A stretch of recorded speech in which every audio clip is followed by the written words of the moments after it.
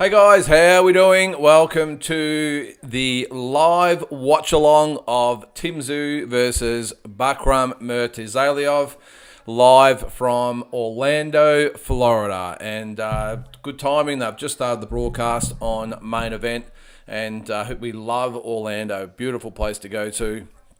And looks like, not a bad, it looks, actually, it doesn't look like it's a massive room they've got there, but I'm sure they'll get a couple of thousand there anyway. And it's good to see our old mate Peter Bedell on the live broadcast. I mean, who else is there in Australian boxing that we could possibly have there that knows more about boxing than Peter Bedell? Hang on, it's probably not the right way to get started on our telecast today, but Sean Porter's there anyway. All right, let's get to the chat. Who we got in there? So just a reminder before we get going, guys, this is not a live stream. This is a live watch-along. There is a difference. So we'll go through the comments there. So a couple there. You can see we've got James Brown there. How are you there, mate? St Kilda 123. Go Tim. Just purchased the fight. Couldn't. Hang on, putting that up there. Couldn't let anything go wrong with a bad Cody link, which would make me miss part of it. Okay, yep. There's random stuff. Has Tapia fought yet? No, not yet, mate. Looks like there's 3 fights to get through. Now, I can't remember who the other fight was. Enlighten me there, guys. But I think it's... I'm only really here for 2 fights, if I'm being blatantly honest. It's Tapia and Saavedra, which will be a good fight, of course, and then the main event. All right, Damien, let's go. How damn amazing had the end of this fight week been with Kostya? Absolutely amazing. Have you seen all the interviews? I've seen most of them, Damien, and look, how good is it to have him there? It really is. It's absolutely fantastic, and especially for Nikita. I didn't realise that he hadn't actually seen Kostya in person for 11 years. Can you imagine that? I mean, how old's Nikita? Like 26? So since he was 15 years old, that is just amazing. I know Tim's obviously seen him a couple of times. I think he's been to Russia a couple of times, Tim, and of course earlier this year with meeting up with him in Thailand. But for Nikita, can you imagine the way he gave him a big bear hug and the look of genuine excitement in his on his face? It was great. So good to see Kostya over there. Damien, will he behave himself? That's probably the next big question to be asked, because he was at his first fight back in 2016, and apparently was a little bit the psycho, they were saying. So. We'll see. All right, still with Damien. William Skull won this morning. Okay, I haven't really checked a lot of the results this morning, Damien. Francis Ngannou, okay, won his fight as well in the PFL. What's the PFL? Just in time for the Tszyu event now. Yeah, as I said, I haven't really looked at a lot of the results this morning. Fill us in there, mate. Hang on, I'll jump on there now and see who we've got. So normally the best one I go to is Boxing 247. Oh yeah, beats Wadamar Shishkin, wins vacant belt. So what are the scores there? So improves to 23-0 with 9 KOs. A questionable 12-round decision, it's saying here.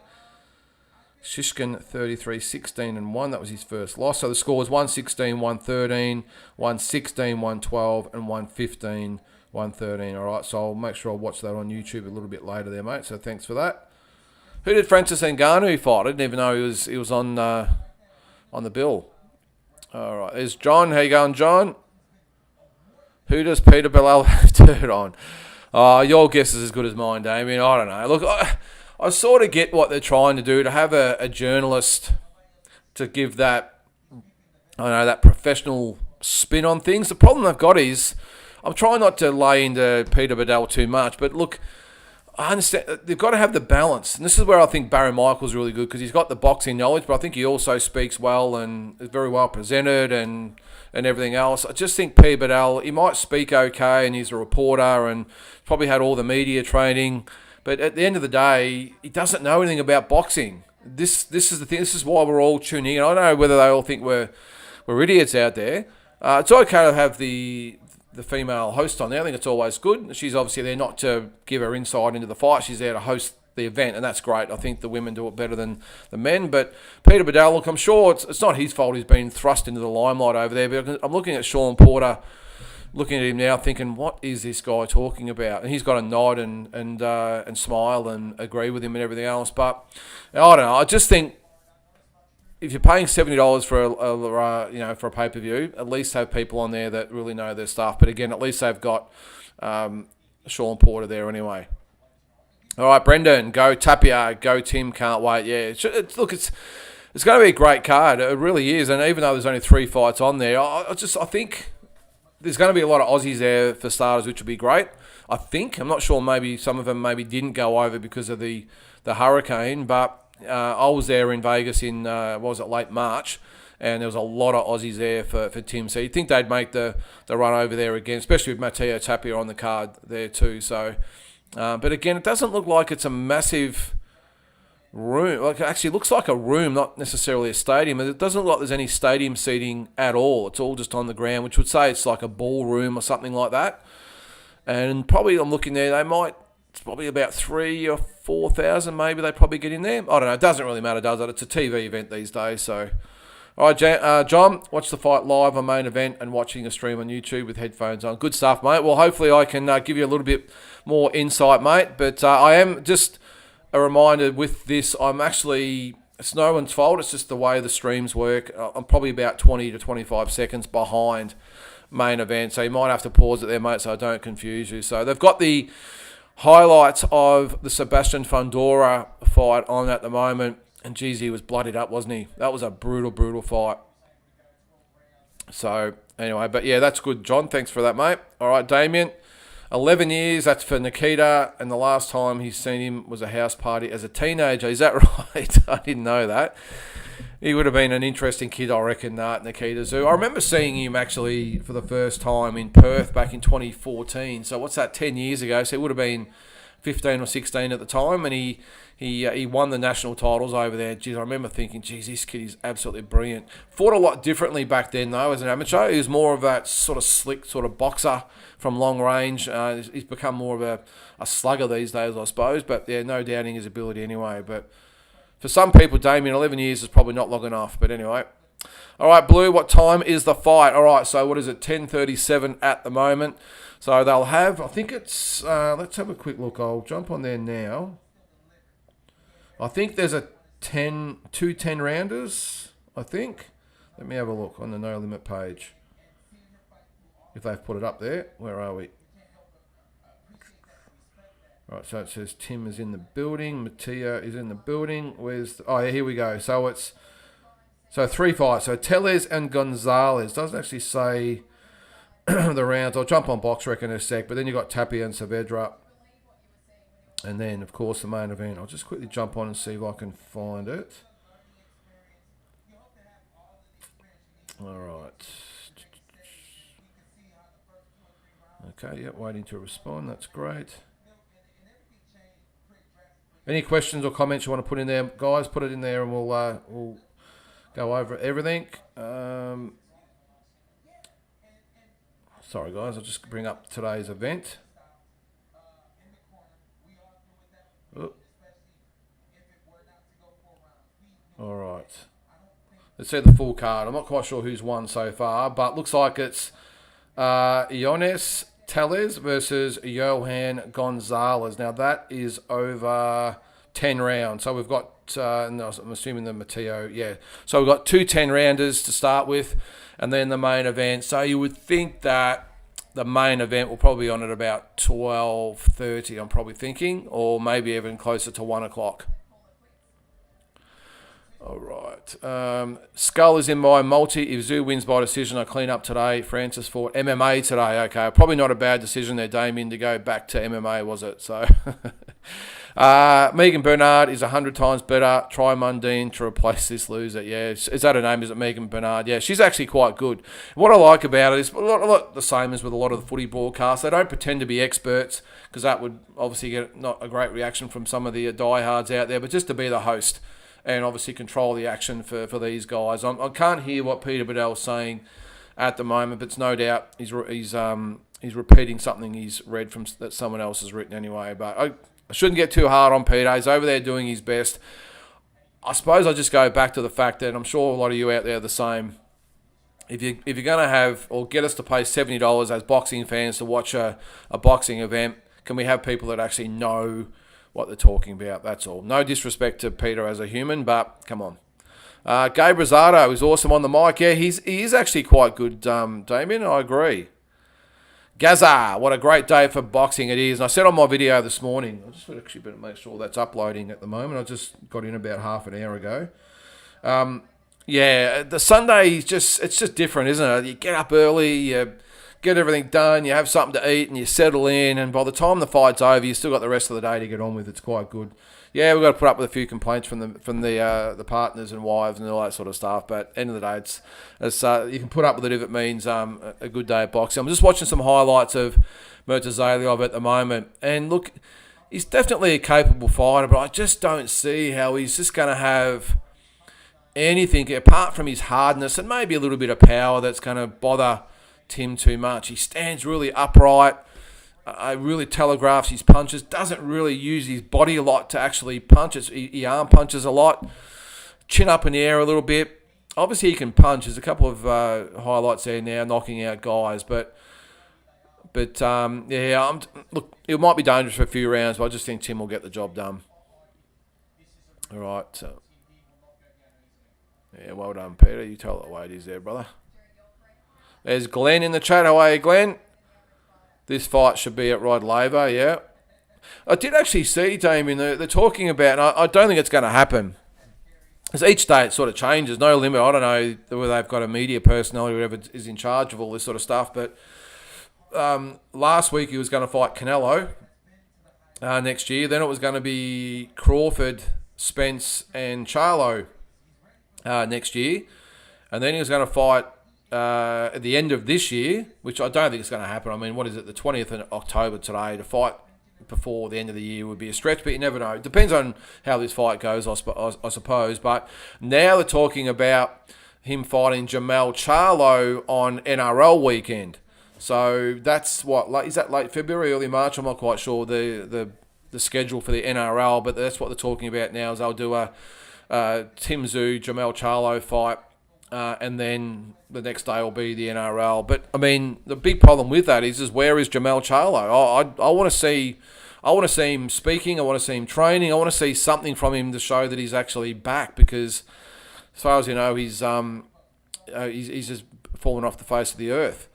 All right, Linda. All right, fight night. It's do or die for Tim. He knows if he loses tonight, he'll be knocking on Zarafa's door. Well, that's the ironic thing, Linda. If he doesn't win tonight, I mean, where does he go? And then the Zarafa fight suddenly becomes his best bet, which is crazy to get your head around, isn't it? To think that if he wins tonight, he might be looking at fights with Crawford and Spence and Charlo and Canelo, who knows? And if he loses, it's back to Australia and Michael Zarafa. And that's the other thing. He's spoken about moving to Las Vegas. If he doesn't win tonight or today, is there the future over there for him for now? I mean, obviously he's made the decision to go, but if he doesn't get past Murtazaliev, I mean, it throws all those fights into question. They're actually interviewing Tim now. I can't actually hear what they're saying, but Ben Damon, the number 9 power broker in Australian boxing, if you can believe that. Tim has discussed himself and his fiancée moving over to Las Vegas. That's great in theory, but if he doesn't win tonight, I'm not quite sure what's next for him. So, like you said there, maybe it is Zarafa. All right, Glenn, watch the fight 3 times now. This is better be even Bivol. Bivol won. I'll shut up about it now. I watched it again too, Glenn, and I'm with you. I think Bivol won the fight, but we went over that last week, didn't we? But a lot of people probably disagree with us out there. All right, Julian, Ben Damien. Okay, a lot of fans out there today for the Aussie commentators over there. Ben Damien is the worst. Knows nothing about boxing, only innuendo and negative speculation about Nikita and Zarafa. I did see an interview yesterday, Julian, with Jai McAllister, and Jai McAllister is going to be part of the deep dive show over Thursday, which will be good because he definitely knows his stuff. He couldn't come on last week. Tassie filled in because Jai's overseas at the moment, of course, covering the fight. But he did an interview with Ben, and he asked Ben about lots of different things. And, he gave some sort of answers, but I'm not quite sure. I'm with you there, Julian, whether he maybe didn't really know as much as maybe he was putting on. But anyway, look, Ben's a really good commentator. He really is. He's a good commentator. But again, I'm not quite sure he's the number 9 most influential person in Australian boxing. Anyway, Jules, how you going there, mate? Welcome to the telecast. James, I was a bit worried about Murtazaliev, but I watched his last fight and I'm not as concerned anymore. I expect Tszyu's defence, patience and shot selection to be way too much. 9th to 11th round stoppage. James, I was the same. I'd seen Murtazaliev fight a couple of times, but I never really, wasn't any of those times I really sat down and, studied it and looked at it closely like you do some of these other fights. It was like, he's on the card, you watch a bit of it, watch a few highlights here and there. And I must admit, when they signed the fight, I was thinking, oh, this might be a tad risky for Tim coming off the Fundora fight. He's tough and he's hard, he's world champion, even though he only beat Jack Colkay for the belt. But I'm with you, I was a little bit concerned, but I watched the Colkay fight again the other day, and I just don't see what Murtazaliev has got that's going to bother Tim too much. I really don't. All right, we'll get down to a few more comments there. What do we got? There's Paul in the chat. Good morning. Great morning. Can't wait to see Tim do the job. Yeah, 100% there, Paul. Trevor, looking forward to the card. Interesting to see Keith Thurman still interested in Tim. Your thoughts? Well, my thoughts, Trevor, are Keith needs to probably just go and off into the sunset and retire. I mean, let's face it. We hadn't heard from him for a couple of years before the Tim Tszyu fight was announced. Then, since the fight was cancelled back in, mid-March the fight was cancelled? Haven't heard from him since. What's that? 6 months ago? 7 months ago? 7 months ago, haven't heard a peep from him. And he just pops up, says, yeah, well, I'm ready to go again. I mean, come on. I think it's well and truly over for Keith. I'm just going to check out. Let's have a look at his box rec. I want to just make sure I know what I'm talking about here with the being inactive. And also the condition, Trevor. He looked like nowhere near like he'd even been training. He looked like he was about 185 pounds or something. So, all right, Keith, one-time Thurman. Let's have a look at his record. So he hasn't fought. All right, in February, guys, it will be 3 years since he's fought. And before that, it was 2.5 years. So it's been 5 years. He's had one fight in 5 years and 3 months. One fight. And he's talking about fighting Tim Tszyu or whoever else. Come on, Keith. Come on, buddy. Let's keep it real here. So one fight in 5.5 years. Oh. But good to see he's there anyway, Trevor. All right, Damien, do you think Nikita's next fight will be Zerafa?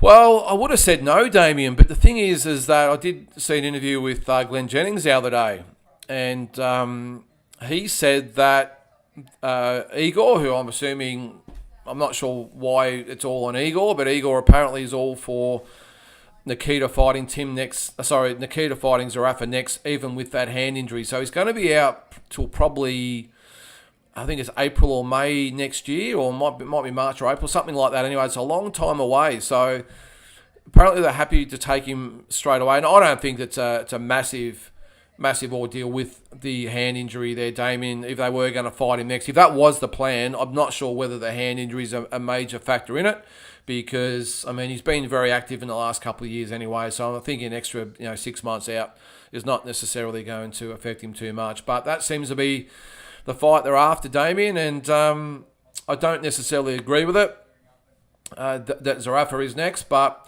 it makes sense, doesn't it? No Limit want this fight, so it makes all the sense in the world.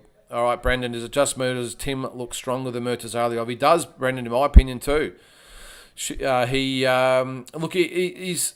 obviously taller, he's Murtazaliev, but I just think, I said it again in the video this morning, Tim looks fuller, he looks healthier, just looks stronger.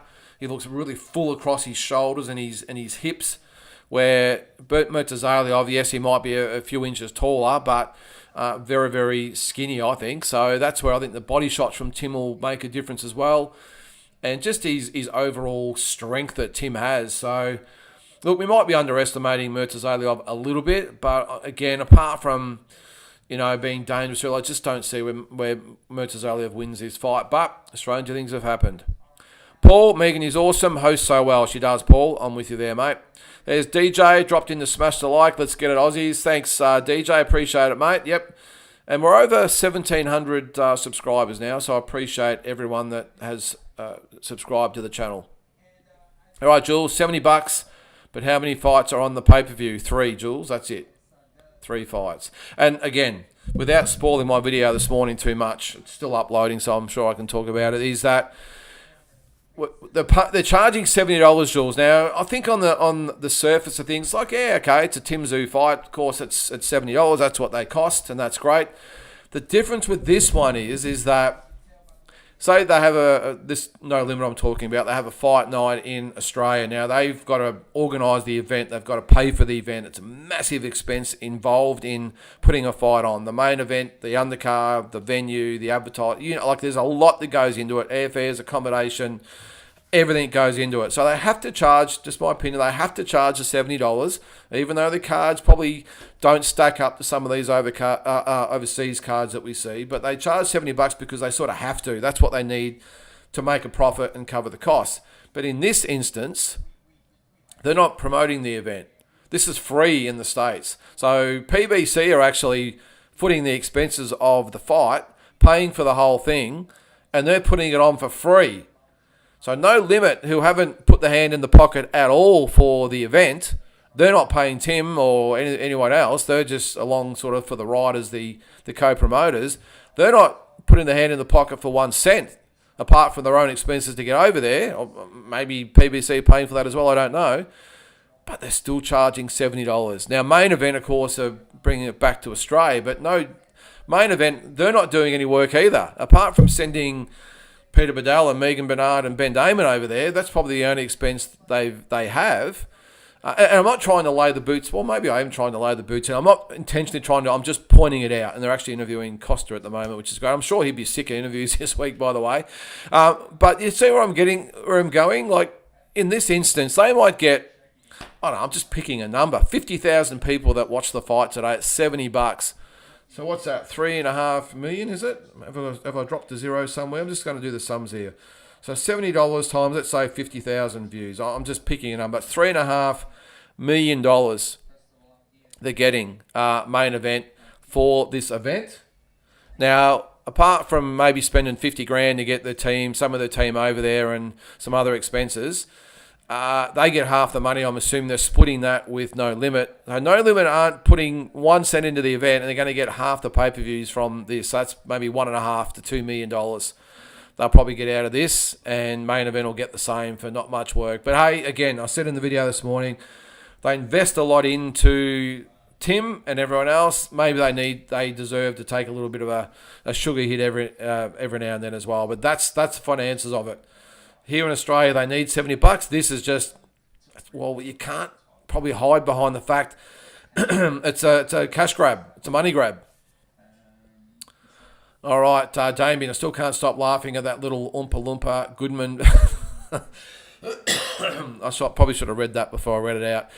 Oompa Loompa Goodman being ranked above Tszyu. Ha ha ha, what a complete joke. Yeah, well, that was in my video the other day in the Walking Boxing. I went over the box rec rankings, and Peter Bedell and Brendan Bradford puffed the chest out and said, yes, Tim is no longer ranked as the top pound-for-pound fighter. Sam Goodman is now above him, and they actually took notice of the box rec. And that's probably another criticism that I have. If you know boxing as well as you probably should if you're on this platform, why would you go with a story about the box rec rankings? We all know they're just shit. We all know they're just on some stupid algorithm program that spits out these results. So wouldn't you think that Peter Bedell and Brendan Bradford would look at those rankings and say, that's shit, or maybe we might do our own rankings and put a story out, not box recs. Because if I was going to do a story about it at all, I'd be saying, what's wrong with those rankings, not, hey, look at the rankings. But I'm with you there, Damien. Let's hope that you don't run into Sam Goodman down the track and he takes offence at your Oompa Loompa. All right, what do we got? Boxing After Dark. Really excited to see Tim back. Felt he was so unlucky with the cut last fight. Still feel he's top 3 of the division. Yeah, well, I did say the other day, mate, that I thought that the fight with Crawford, for me, is still the fight at 154. And that includes Ortiz and Fundora and Spence everyone, Charlo. I still think if you put them all on the whiteboard and let them all fight each other, I can see in the background, it looks like Matteo Tapia warming up there, ready to come in. No, it wouldn't be, would it? No, he wouldn't be.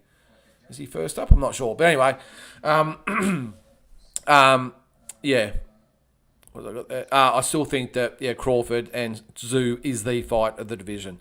All right, Double G. I hope this is the beginning of No Limit pushing to bring Matteo along for the ride on Tim's cards. We'd love to see Matteo get more courage. I'm with you there, Double G, and I think that's the case. I would have thought in the negotiations with PBC, and there's Mike Altamura in the background there. I think it's him with the bucket hat on there, the bucket hat army, as he calls it. I would think that this is... Excuse me. Sorry, guys. I'll take another drink there. You would think that they've invested in Matteo, and they would have said to PBC, we want to get Matteo on the card. And I don't think PBC would have been too concerned about it. It's a free card, not a lot of money invested in it. So they would have said, whatever, let's keep everyone happy. Tim, what's the expected start time? I'm thinking, well, I was hoping the card would get started at 10:30. It's looking like the first fight might be about to start here, Tim. So there's 2 10-rounders. So that would go to 12. That would go. So I'm thinking about 1 o'clock, Tim. The main event will probably be on. All right, Jules, if Tim fights Charlo in February, surely that's on BBD tours to get around. Yes, Jules, 100%. The only issue I've got is it's on NRL weekend, Jules. Do we really want to be in Las Vegas with 50,000 or, I don't know, 20,000 rugby league fanatics? I'm not quite sure.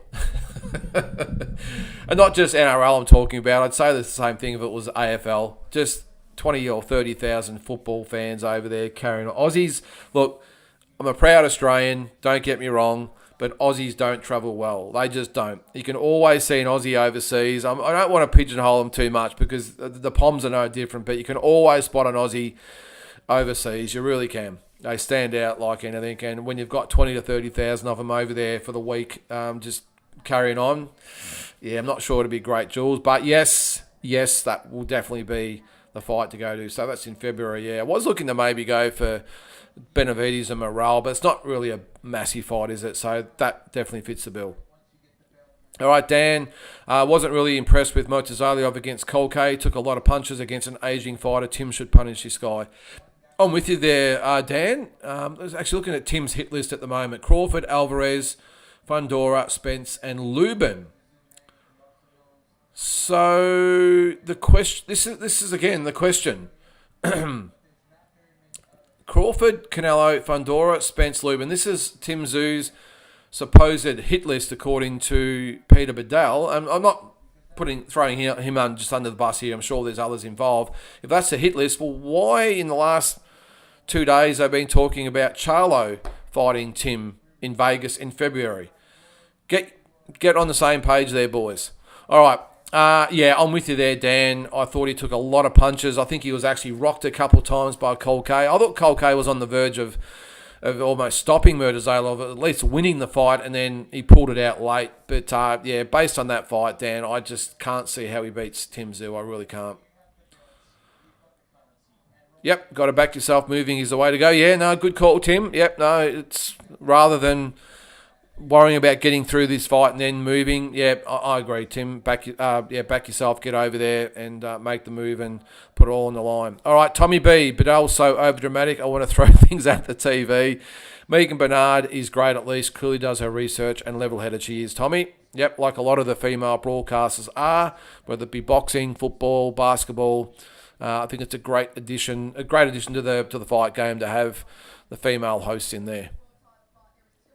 All right, James, what do we got here? So here's the main event card, by the way, guys. So we've got Matteo Tapia, Endri Saavedra up first. That's 10 3-minute rounds for the IBF International Middleweight title. Then it's Johannes Tellez, Johan Gonzalez, 10 by 3-minute rounds at Super Welterweight. So no belt on the line. Then, of course, into the main event, Tim Tszyu, BAKHRAM, Murtazaliev for the IBF 154-pound title, 12 3-minute rounds.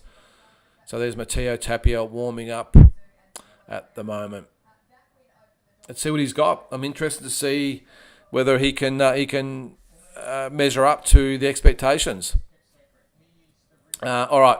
So Tim's defence has been improving a lot over the last couple of years. His adoption of the shoulder roll, along with distance control, frames and probes on the inside are almost there. Yeah, well, we'll soon see, James. I'm with you. On the surface, it does look that way, but I want to see Tim. I know, look, we're all fans of Tim and expect massive things of him, but and like you say there, he has improved a lot. But I want to see it. I think we've moved past the Ocampos and a faded Harrison and Mendoza. I want to see this as the start of what we can see of. I think we put a line through Fundora because we really didn't get a chance to see what Tim Tszyu had in that fight, did we really? I mean, he's fighting blind the whole time and almost just trying to fight, with, under so much duress. But I want to see today as the start of what we think Tim can be. Now, I know we've all seen him in the past in the Aussie fights, and that's great.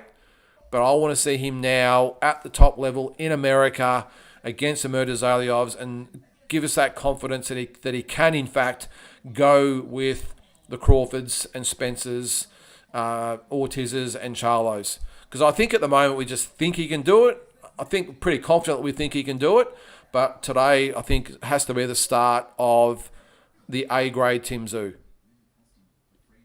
All right, so sorry guys, I've just lost my place there. I'll scroll down. All right, okay. Dave Jenkins in the chat there. How are you there, Dave? Hanoi Trippers there as well. Tim should hopefully win. Wear the mumbler down over the rounds eventually. It's interesting, isn't it? Because Tim said, look, he obviously understands Russian very, very well. He's probably spoken it since he was a kid, and he had no idea what Murtazaliev was saying. There's Batman in the chat. How are you, mate? Thanks for tuning in. Gaza, Thurman versus Danny Garcia. Let's hope both guys retire now, mate. It's Danny. He looked ordinary in the last fight, didn't he? All right, Jules, Lyndon, how do you think the presence of Kostya will impact Tim? Feels like he has become the star attraction since he arrived, taking the limelight to be a positive or negative.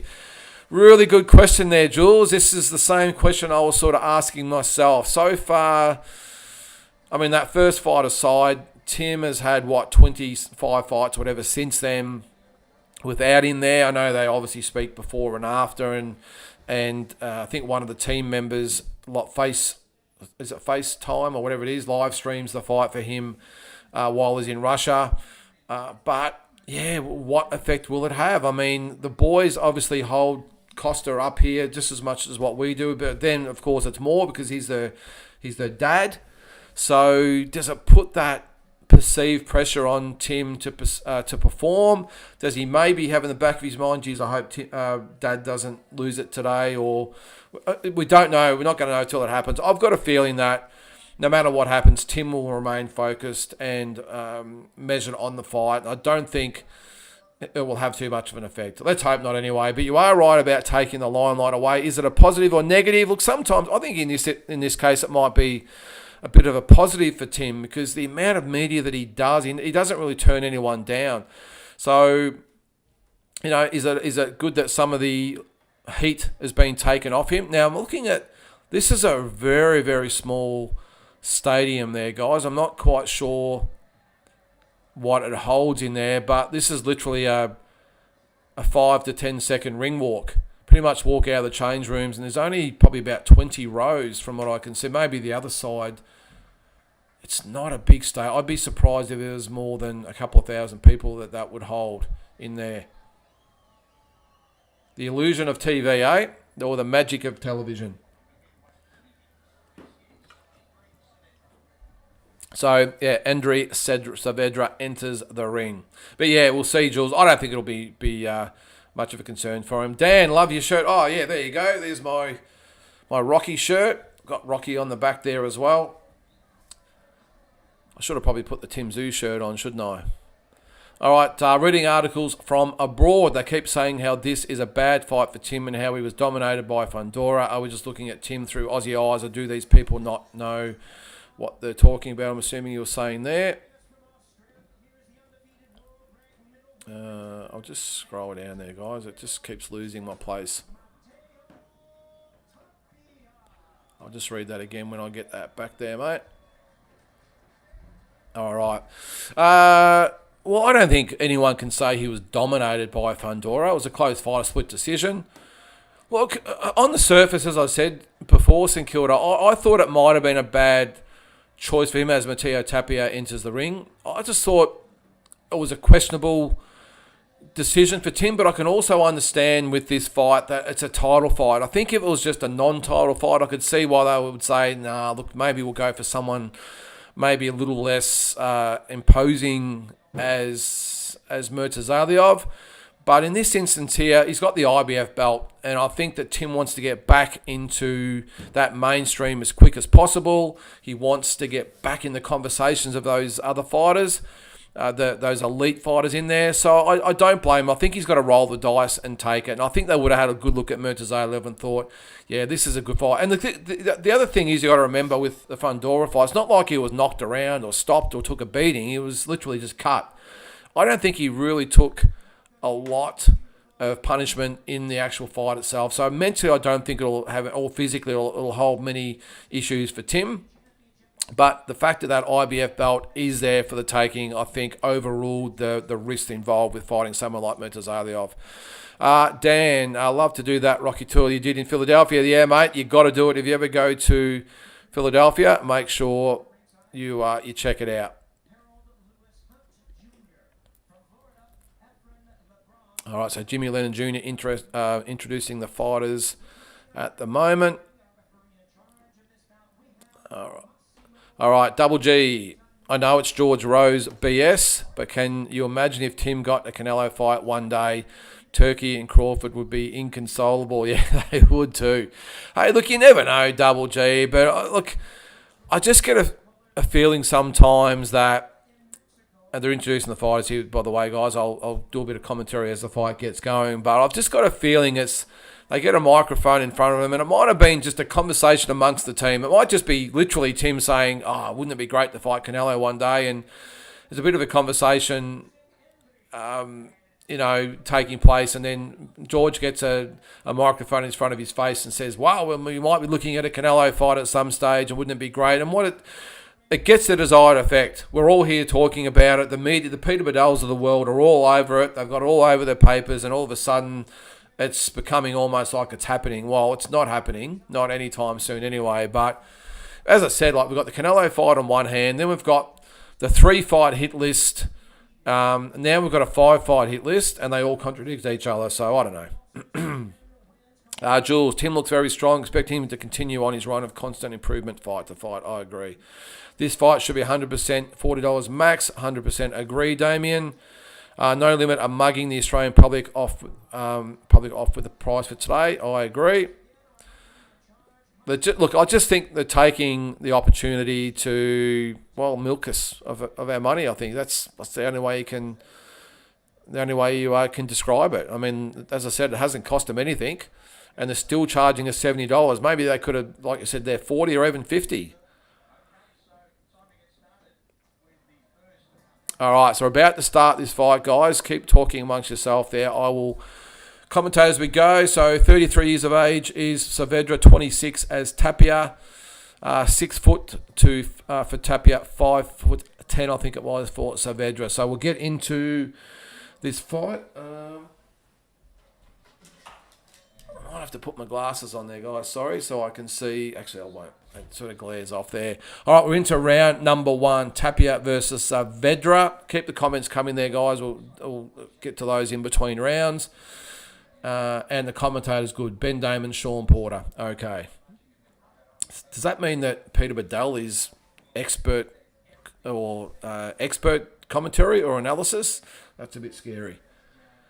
All right, so Tapia in the all black, Saavedra in the white with coloured shorts, I suppose you'd call it. Bit uneventful way to start the fight, as you can imagine, in a 10-round fight. So, 10 past 11 here. So, yeah, if you are asking guys or wondering, probably about 1 o'clock will be the main event, I would think.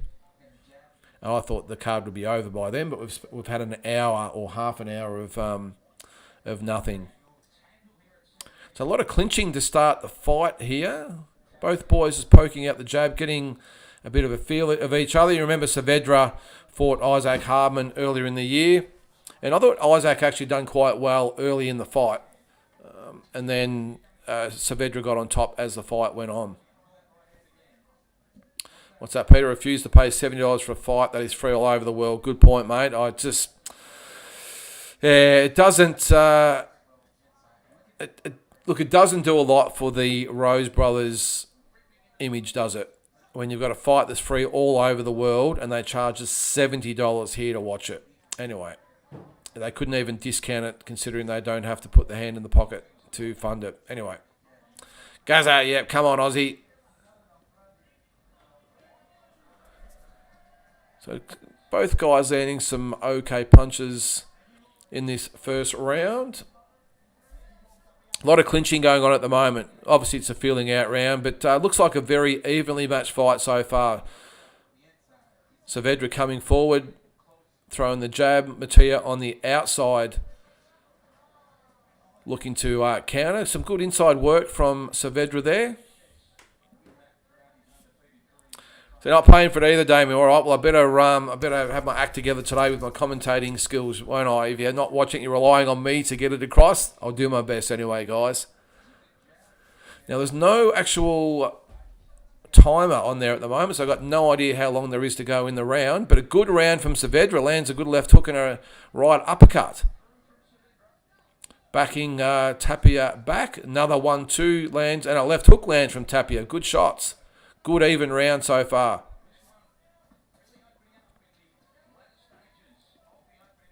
Yeah, nice round. It'd be helpful if I had a timer there at the moment. Some good inside work from both guys. I like it. Look, I'm going to slightly give that round to Saavedra. Not with a lot of confidence, but even round. I thought he did a little bit better work inside. All right. Alonso, $70 for this is insane. Even in the USA, it's free with app. Yep. When does that make sense, though, Alonso? Look, it's purely them saying, well, people in Australia are going to pay $70, so we're going to charge $70.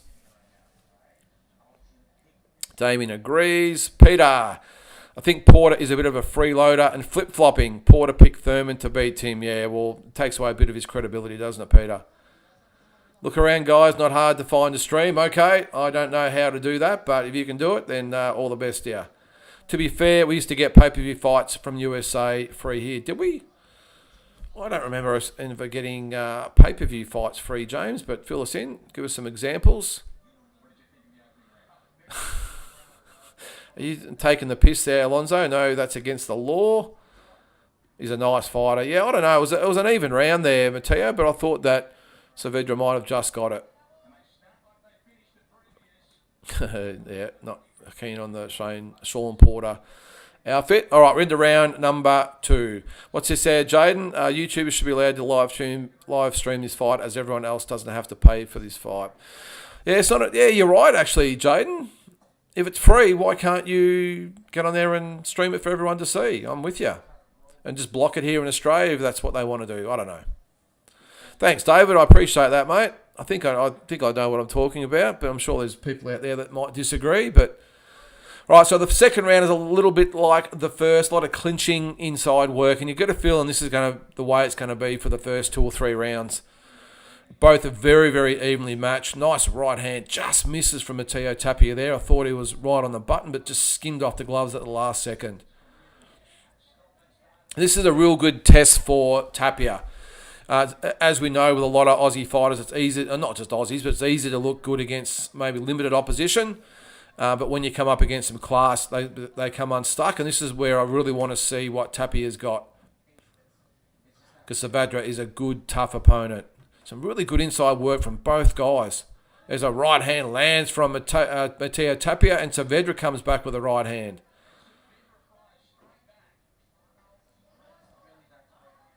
And they both inside. Tapia throwing that jab now.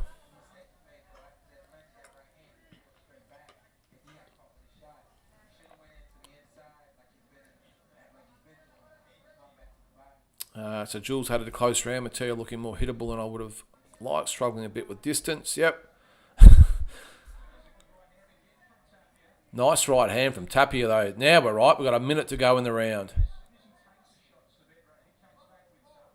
Better round for Matteo Tapia in this round, but Saavedra is going to be tough. You can see already he's very, very well matched with Matteo Tapia, and I'm with whoever it was there. Yeah, Jules, I think I'm not really liking the amount that Tapia has been hit so far, but let's hope he gets a bit more accustomed to the pace and the level, and we see him adjust accordingly.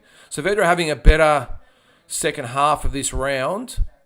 Coming forward, goes inside with 25 seconds to go in round number 2. Clinching inside at the moment. Saavedra working inside. He's evened this round up a little bit.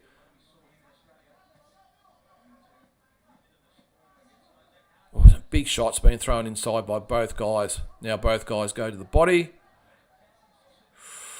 Tough round as the bell ends round number 2. Shot on the bell behind the ear from Saavedra. Look, I'm going to even the fight up and say we'll give that to Matteo Tapia. But I think both opening rounds have been very, very close. I think if we split it 1-1, I think that would be a good result. So we'll go with Tapia for that one. Gaza, tell us how you really feel there, mate. They can kiss my ass. Meth streams for me today. I bought a carton with the money I saved. Good work, Gaza. Hey, I'm with you. I'm with you as far as this goes. It's look, you know, again, the image of No Limit probably hasn't earned many brownie points today. Again, I can see why they do it, but the fact they haven't even discounted it shows it's just purely a money grab, isn't it? But I don't blame anyone for doing what they've got to do. This is a massive step up for Matteo, and hopefully he comes through. I'm with you. Is this the first fight on the card? It is, mate. Yep. So after this, we've got another 10-rounder, and then into the main event. Simply organised, 7 mates, beers, barbecue, $10 each for great fights, whinging side. Yeah, good. There's their flip side there, Julian. Yep, cool. Some of us don't have 7 friends, Julian. Or fight fans, anyway. All right, round number 3. And looks like this one's going to be a tight one the whole way. Both guys exchanging jabs. Matteo Tapia goes to the body. And Saavedra back on the jab. Good inside work from Saavedra with Tapia with his back on the ropes. And then smartly steps off the ropes. That's where Isaac got himself in trouble when he fought Saavedra. And in hindsight, that was a massive step up for Isaac Hardman. Always been a fan of Isaac, but always thought he was more regional level, not necessarily international level. And credit for him for taking that fight, because you can see in here already with what he's giving Matteo Tapia, that probably a step too far at the time. And in hindsight, probably did better than what he probably should have. So, again, a nice even round to get us started. Both guys exchanging jabs, getting in close, working the body. Not so much happening at long range at the moment. It's purely sort of being fought on the inside.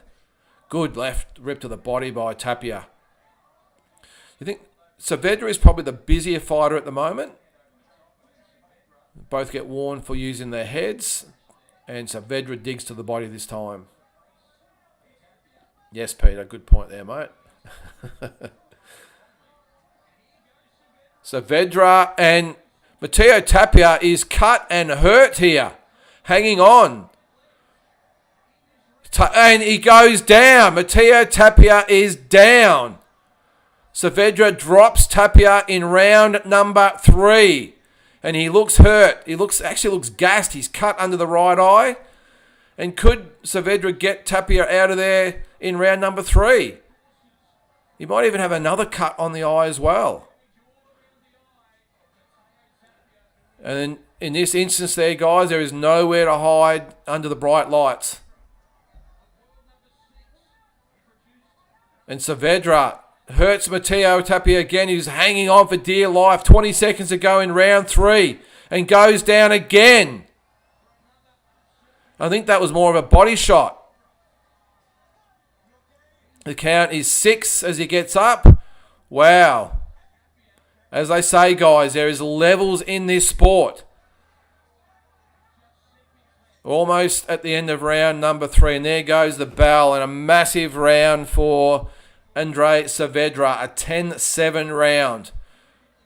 And the fight just turned so quick. He hurt Matteo Tapia, cut him, and then put him down twice. This is where we're going to see what Matteo Tapio's got there, guys, because Saavedra's put it on him, put him down twice, and has said, welcome to the big time there, Matteo. And has he got the minerals to go with him? We're about to see. Just quickly there, so we saw this a bit with Hardman. Isaac looked good. Boxing was up on a couple of scorecards, but the cumulative effect of Andrei's shots broke him down. I hope Matteo doesn't think he can walk through. Well, famous last words there, Jules, because he got dropped there twice. Hardman is an entertaining fighter, but a domestic B-grader, yep. All right, we're about to enter into round 4, and what has Matteo Tapia got left in this fight? All right, round number 4. He starts on the outside, jabbing from a distance. I would think that's a good move, although he gets his head snapped back with a nice jab from Saavedra. Saavedra coming forward now, definitely with his tail up.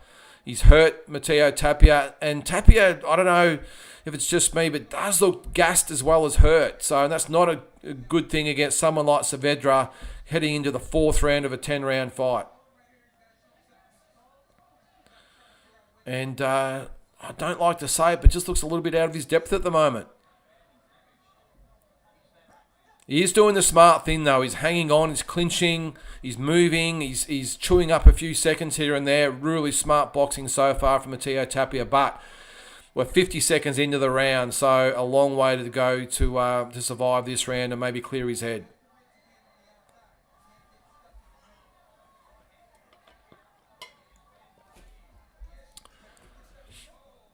Lands a nice jab, though, Tapia, but still looks a little bit off to me. Better round from him, though. And as I said, doing a good job tying Saavedra up here and just nullifying him for a round. And I'm thinking that would be the advice from the corner. Hey, let's just take a round to get ourselves back on track. Give the round away, move, clinch, hold. Just get through the round. But Saavedra, halfway through the round, is now starting to find his distance again. And I don't know, is Tapia he looks like he's done. It's a big test for him to see whether he can respond here. But looking to be hurt from Saavedra.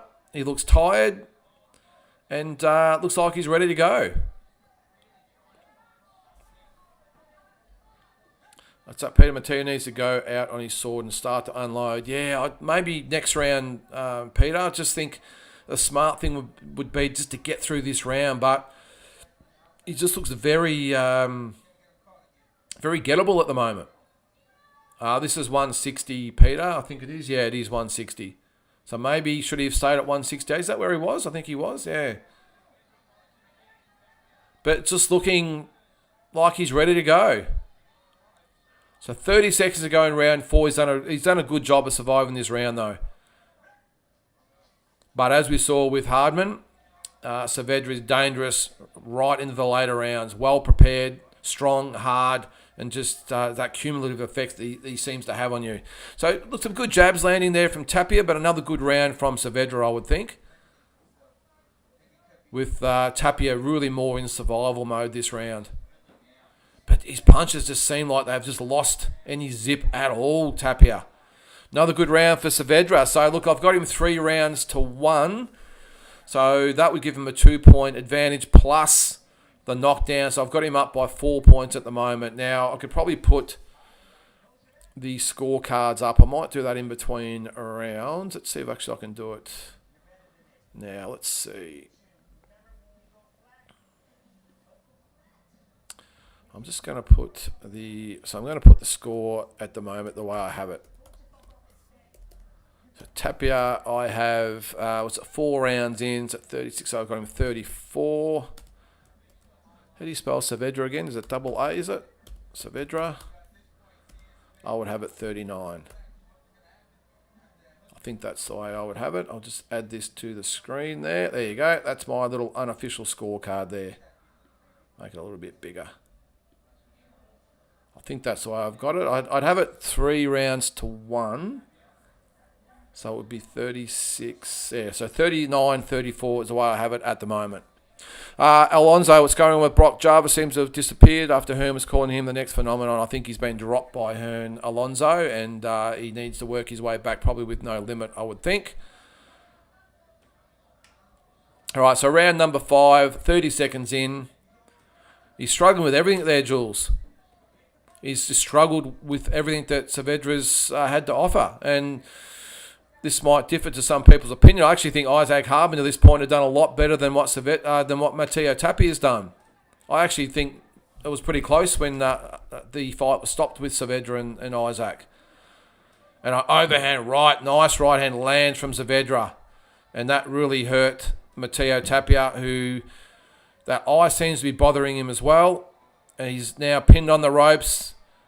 Looked a little bit like the Harbin fight there for a second there, on the ropes, and Saavedra starting to tee off. But he does clinch and turn, which is a good option for Matteo Tapia. But his hands are down, the mouth is open.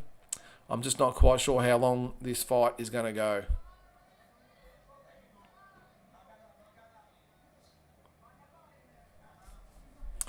All right, so we're halfway through round number 5, and I think Matteo's actually done a pretty good job to hang in there so far, though having said that, he does take another shot from Saavedra, and he is holding on. Saavedra now going to work on the inside, and now actually punching out of the clinches, which is not a good sign for Matteo Tapia. Just can't believe how quickly the fight turned. The first 2 rounds were very even, they were close. And in the space of a 30-second little stretch, Saavedra has totally got on top in this fight. 1 minute to go in round number 5. And some good work inside from Saavedra. Tapia, look, he's done okay to hang in there. But he's been more in survival mode rather than winning the rounds. I think so far this is another Saavedra round.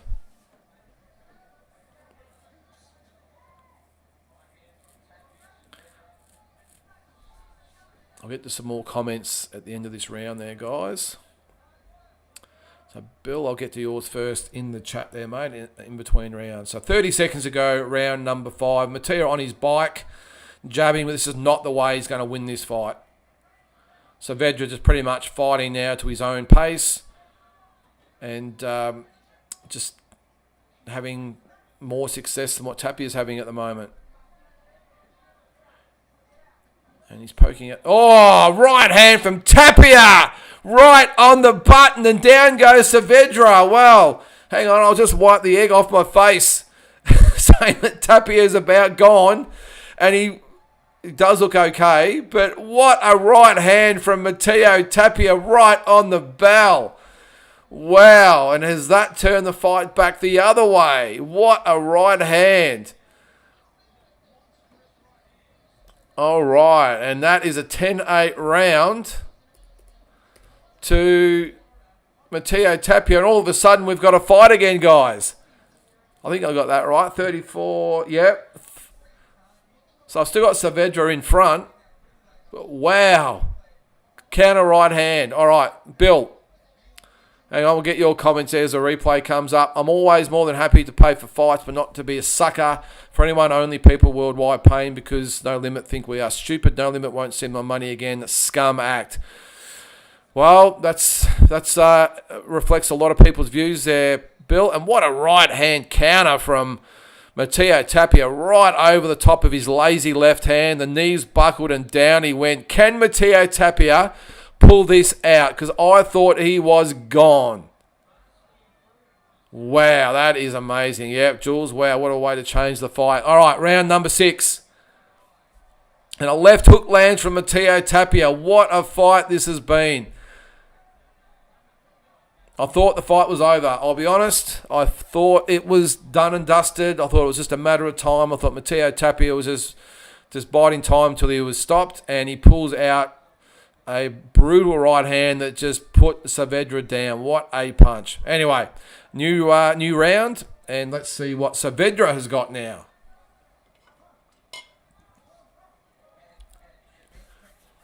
And if he can get this job done, wow, it would be so character building, you would think, for Matteo Tapia. But Saavedra didn't look too hurt, though, in between rounds. He was shaking his head to his corner saying, I'm okay, I'm okay. But when you've been hurt with one shot, sometimes it's the next one after that is the one that does the damage. And both fighters inside at the moment. Content just to work on the inside. Body punches, uppercuts on the inside.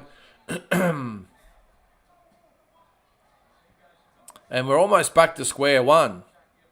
So what have I got? 3 rounds to 2 for Saavedra. I'm not sure if I've got this right. Have I? I'll add it up between rounds. So round-wise, it would be 48 to 47. So I'm thinking I might have shortchanged Matteo a point. I think 45, 47 should be the correct score. Anyway, I'll look at that if the fight goes a distance. So we've got 1:10 to go in round number 6. Very, very even round again. It's Matteo Tapia, the one that's now coming forward and throwing bombs. Now, Saavedra's going with him. They are doing a lot of fighting inside, but I think Tapia's got the better of this round as well.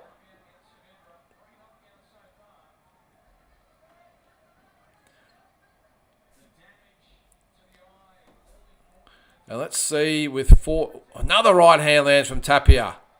Saavedra, is he hurt again? He does come back though. Wow. Well, at least Tapia has now shown that he can hurt Saavedra. He knows that. And all of a sudden, it's amazing how much of a spring in the step that will give you. Just to know that, well, obviously he got the knockdown, but then to know that he can hurt Saavedra, all of a sudden what looked like a purely beaten fighter has now got the confidence up, and he's now the one that is getting the better of the exchanges. Saavedra's still going with him though. Both punches, guys landing some good punches on the inside. So 10 seconds to go in round number 6. Even round, but I think Matteo's done enough to win, and a right hand on the bell lands as well.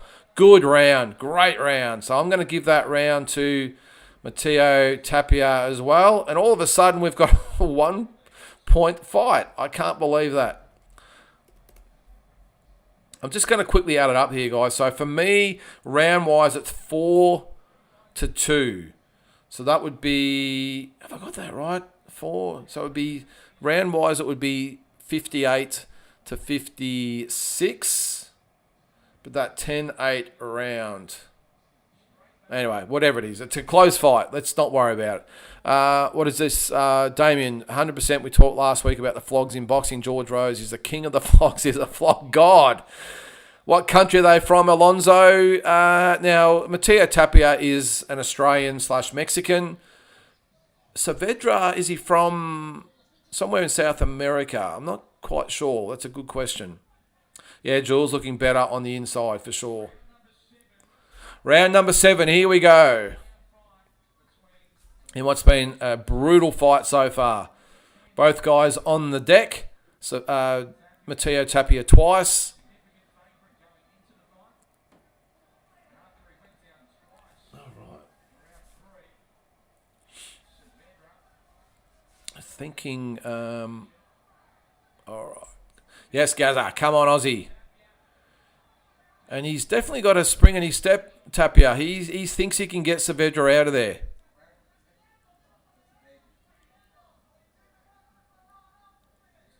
And actually starting to just showboat a little bit there, Matteo Tapia.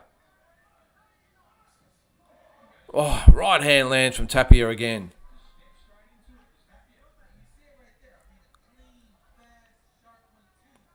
And on his toes, poking out the jab. Saavedra's probably thinking, where did this go wrong? In the space of 2 rounds. And Saavedra coming forward, but Matteo Tapia looking very confident on the outside as he pokes that jab. If this goes a distance, this is going to be very, very tough to call. Yeah, Jules, you're right. He is dangerous for 10 rounds. Saavedra, we saw that against Isaac Hardman.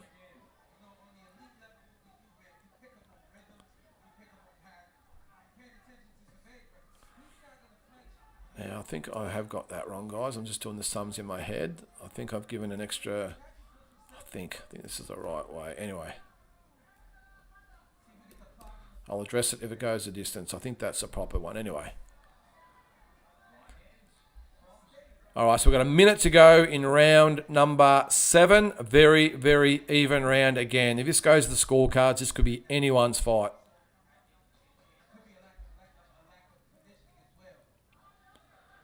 And Saavedra, look, he's coming forward, but hasn't got the same pep in his step and his punches. And Tapia, who looked gone 2 rounds ago, I think is winning this round. Yeah, Peter, I agree. He's got reckless. He thought he had Matteo out of there, and it's changed the course of the fight. Eddie, 1 fight after this, mate. So this is round number 7 of 10. We've got a 10-rounder after this, and then into the main event. So about 1 o'clock, I'm thinking, oh, another right hand from Tapia lands. And what's been a close fight, tough fight inside this round, I think that Matteo Tapia has done enough to win this round with a couple of really nice, clean shots.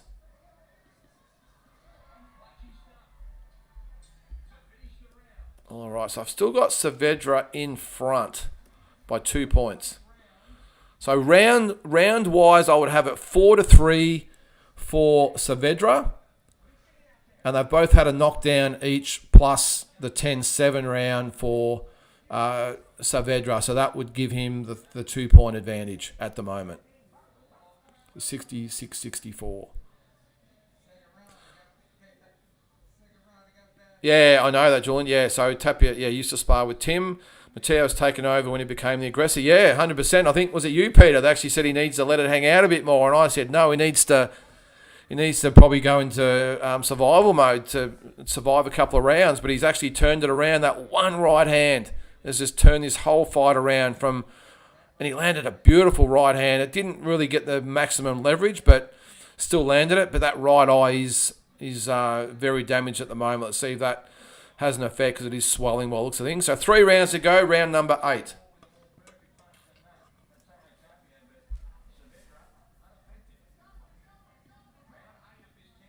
All right. Good to see we've got 180-something people watching, guys. So if you can, like and subscribe. Or right hand on the back of the head from Tapia. The referee sees, hey, bro, no more of that, and we move on. Oh, those Saavedra's, hang on. He's gonna take the opportunity for a break. Be interesting to see how you've got it there, guys. Do you agree with me? I've still got Saavedra in front. Remember, for me, he's won an extra round, and he also had the extra knockdown. So for me, it puts him 2 points in front.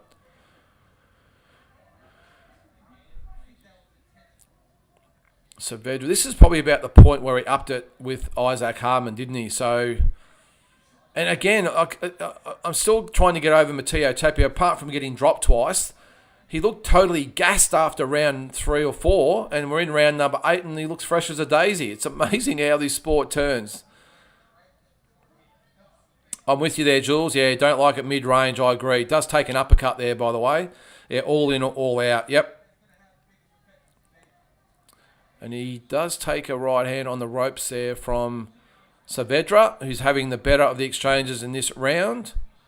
And again, this is where he picked it up against Isaac Harmon. So halfway through round number 8. And so far, good round for Saavedra. Good body shot by Matteo Tapia as he clinches. And the boys go to work on the inside again. It's been a brutal fight. Just such a well-matched fight. All right, so 1 minute to go, round number 8. Another very even round. And I've got to say, no matter what happens for me, I'm really impressed with the way that Matteo Tapia has literally picked himself up off the canvas, dusted himself off, and got back into this fight. So I think no matter what happens, Matteo Tapia will get a lot of pats on the back for this. Just misses a left hook there. Good work inside from Matteo Tapia. 30 seconds to go. I think with 30 to go, this is almost up for grabs this round. Matteo Tapia's come back well in this round.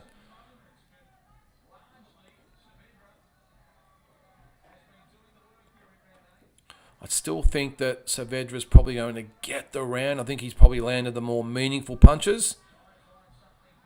But Tapia, just full respect to him for being in this fight at this stage.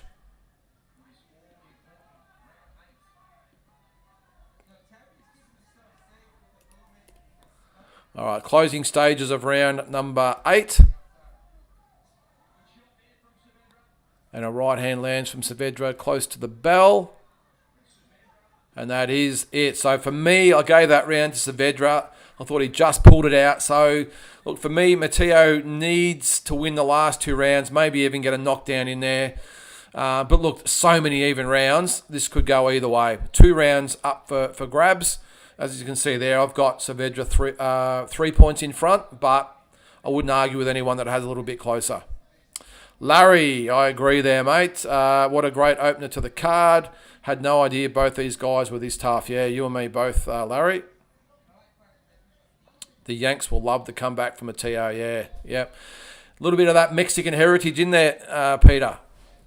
And Aussie heritage as well, I suppose. Aussie and Mexican heritage combined, and you get a guy that just won't quit. Yeah, he did land the shot on the back of the head there. All right, 2 rounds to go. 9 and 10. As I said, there's my scorecard on the screen there, but I wouldn't be surprised if it was a little bit closer. All right, round number 9. Matteo Tapia on the outside, jabs to the head, jabs to the body. Saavedra coming forward, looking to finish strong, you would think. But he does look a little gassed as well at the moment, does Saavedra. It's been a tough fight. The guys go back to the inside. Saavedra punches out of that and backs Matteo Tapia up.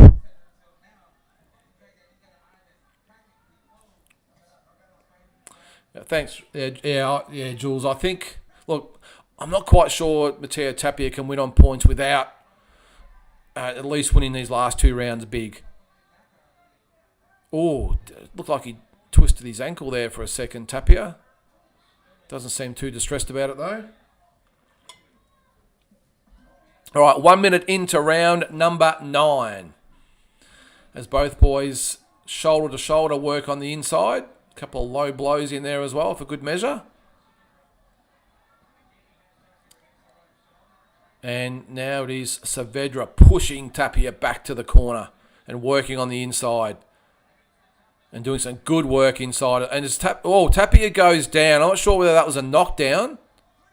And it is a knockdown. I thought he might have pushed him down, but Tapia is down. Can he hang in there? That right eye is pretty much shut, with cuts on the side of the eye and under the eye.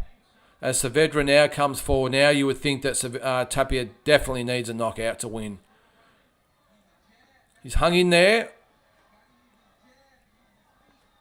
with a minute to go in round number 9, and the crowd is on their feet at the moment. But yeah, I'll have to see the replay of that knockdown, because for me it looked like he was pushed down, but we will see in between rounds. He's going to get stopped. It looks that way at the moment, Alonso, but he's hung in there so far. Let's hope he can continue to do that. So 45 seconds to go in round number 9, and Saavedra is really on top in this round. Well, already it's a 10-8 round, and you would think that would spell the end for Matteo's chances of winning unless it's a knockout. 30 to go, round number 9. Just the heart from Matteo Tapia at the moment. He's he just refuses to give in.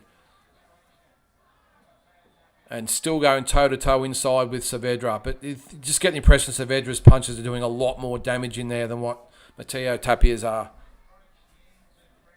All right, so approaching the end of round number 9. And a big round for Saavedra. So there's my score on the screen there, 86-81. I have it. And between them, I suppose it was I'm just going to have to look at that again. So they're clinching on the inside, working on the inside. Pushes him back. Yeah, he sort of pushed him back and he landed into the ropes and then he punched him. I'm not quite sure that's a knockdown. Look, yeah. well, I suppose we have to score it a knockdown. That's what the referee ruled it as. And Tapia didn't really protest at all, so you would probably think that that was the case. But maybe it was a body shot in close there. I'm with you though, Peter. He has to go for it in this last round. It's all or nothing. You can see my score there. He's 5 points behind. He has to knock Saavedra out to win this fight. And I've given Tapia a pat on the back for his heart, but also to Saavedra, who's fought a great fight so far. Himself got off the canvas. And as you said there, Peter, Matteo will go for it. He started off that way in round number 10. Yeah, I'm with you there, Larry. Yeah, you agree with me that it looked more of a shove. Either way, judges are going to score it a knockdown. So Saavedra coming forward, Tapia on the move, on the ropes now. I think I'd like to at least see Matteo finish off this round. He's on his feet. He's come too far in this fight, I think, to be stopped in the last round. So let's hope. I don't think he can. Oh, left. I was just going to say, I don't think he can win the fight from here, but he lands a nice little left hook and a right hand from Tapia. So a minute into round number 10. And all of a sudden, the uppercut from Tapia lands. Can he pull it out of the fire? I don't think it really hurt Saavedra, but he definitely got his attention. I was just going to say it'd be nice for him to finish on his feet. Well, could he actually win the fight? Doesn't look like he has a lot left, though, Matteo Tapia, but he's going to go out on his shield, you would think. Saavedra coming forward, so we're just over halfway into this final round. And Saavedra lands a nice little right uppercut in close. Both guys really doing some good work inside. The referee breaks them up. And just been a great fight so far. And Tapia, he's letting it hang out in there. Hasn't really landed anything of note so far, but I think he's getting the better of this last round. 1 minute to go, round number 10. Matteo Tapia, Endri Saavedra. What a fight this has been to start the card. Let's hope the next one measures up as well.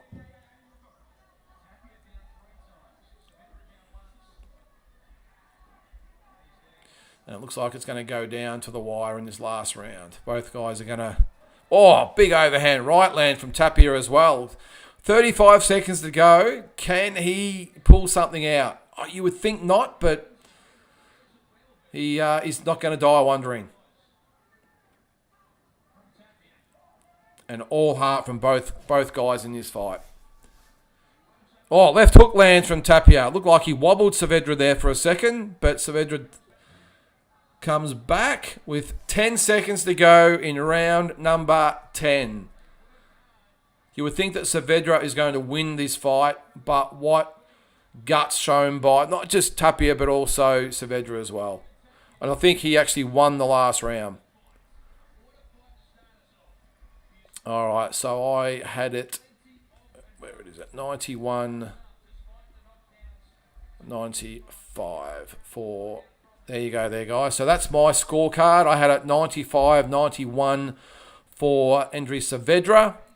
Again, it wouldn't surprise me if it might be a point or two closer than that, but I think Saavedra has won this fight. And I just heard Ben Damon say there, no losers. I 100% agree. I think Matteo Tapia didn't look good there for him there for a little bit, did it? It looked like maybe he was going to get stopped on the big stage and become another case of not being able to measure up under the lights on the big stage, but he's done that. He has come back, shown a ton of heart.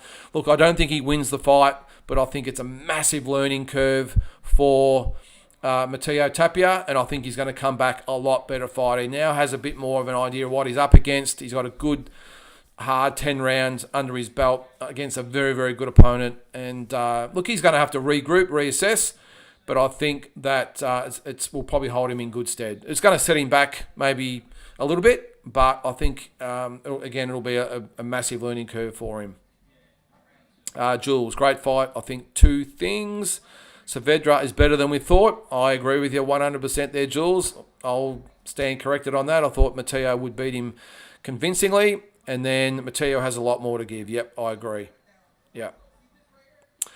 Great for Australian boxing to show we can compete. Yeah. No, it's another example, Peter, that the Aussies are the real deal.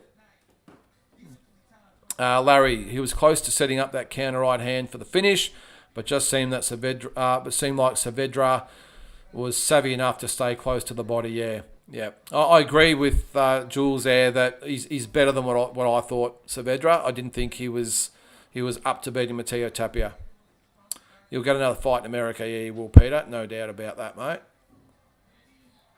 All right, so that's the end of the fight. We await the decision. Matteo Tapia, Endri Saavedra. My scorecard there you can see on the screen. I had it 95-91 for Endri Saavedra. Yeah, the headbutt. Yeah, they come together a lot, Gaza, so that wouldn't surprise me. All right, let's wait for the judges here. Here's Jimmy Lennon Jr., I think, about to announce the scores.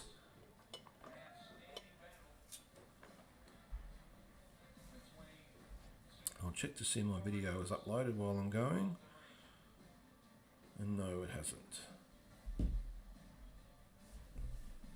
All right. Just adding up the scores there. It has taken a little bit longer than usual, so let's see. They do a long shot of the room. A very strange place to have a world title fight. I think they'd be lucky to be 1,000 people there. All right, here we go. I'll turn this up a little bit as much as I can to hear it. Here we go.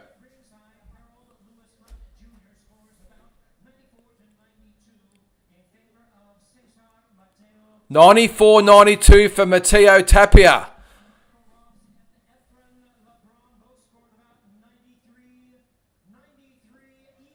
We have a majority draw.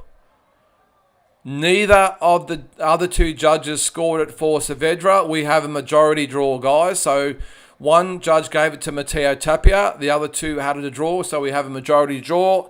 And as much as I've got my Aussie hat on, that is bullshit. I'm sorry. I thought Endri Saavedra won that fight convincingly as per my score there. Let me know your score. If I've got it wrong, I got it wrong last week with Bivol and Better Beef. Apparently, I had Bivol winning that fight clearly, but I do not see, with 3 knockdowns, how Matteo Tapia won that fight. Pulled out a draw. Give me your scores there, guys. How'd you have it? Well, there's mine right there. I had it, 14. So I had it 6 rounds to 4. As far as the rounds go for Saavedra. And then I had an extra 2 points with the knockdown. So I don't know. Again, I don't like to go against the Aussie, but there's no way that was a draw. No way. So what do we got there? So we've got, wow, no way, don't know about that. Fair income, says Gaza. Wrong, says St Kilda. Only in America. We'll take it and hope the rematch is in Australia. Hey, good call there, Peter. He did. He got screwed, Alonso.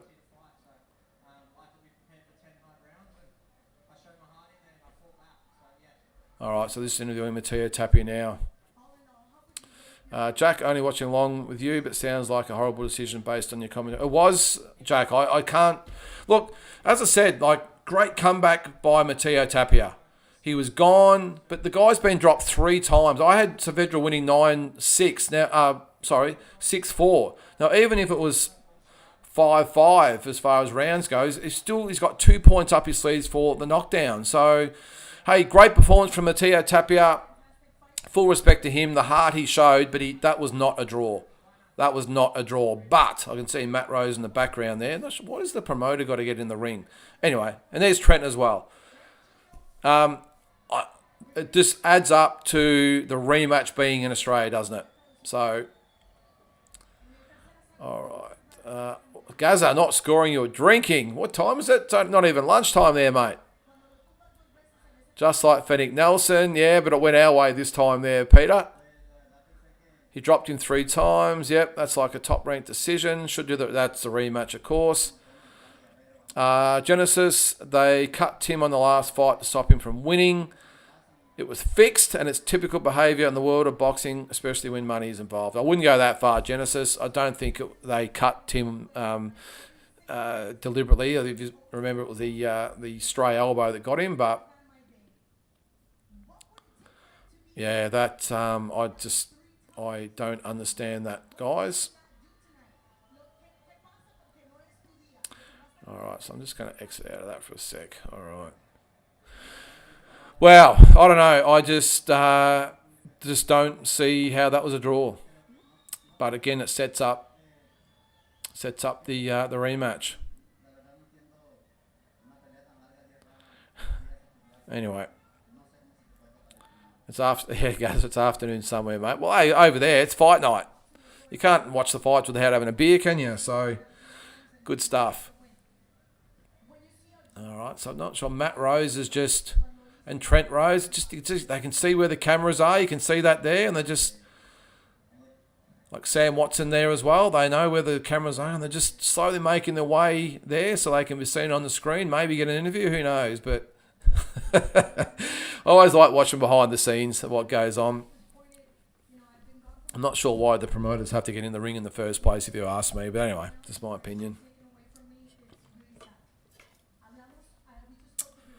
Just like Bivol, boxing politics. Well, he wasn't supposed to win the fight, was he, Saavedra? It was all supposed to be Matteo Tapia, his coming out party. So the odds are, you would think now, we would see the rematch in Australia. And now American judges, so let's not say anything untoward. But yeah, I don't understand it. What's this, Cal? When you got excited in the round 6 or 7 with a Tapia hit, I nearly fell off the ledge. Just your excitement shot. Sorry there, Cal. Didn't mean to. It was a great right hand from Matteo Tapia. It really was. It was a great punch. This keeps happening, says James. Now, the reason why I think, James, is because there's no accountability for judges at all. There is no accountability. We've talked about this.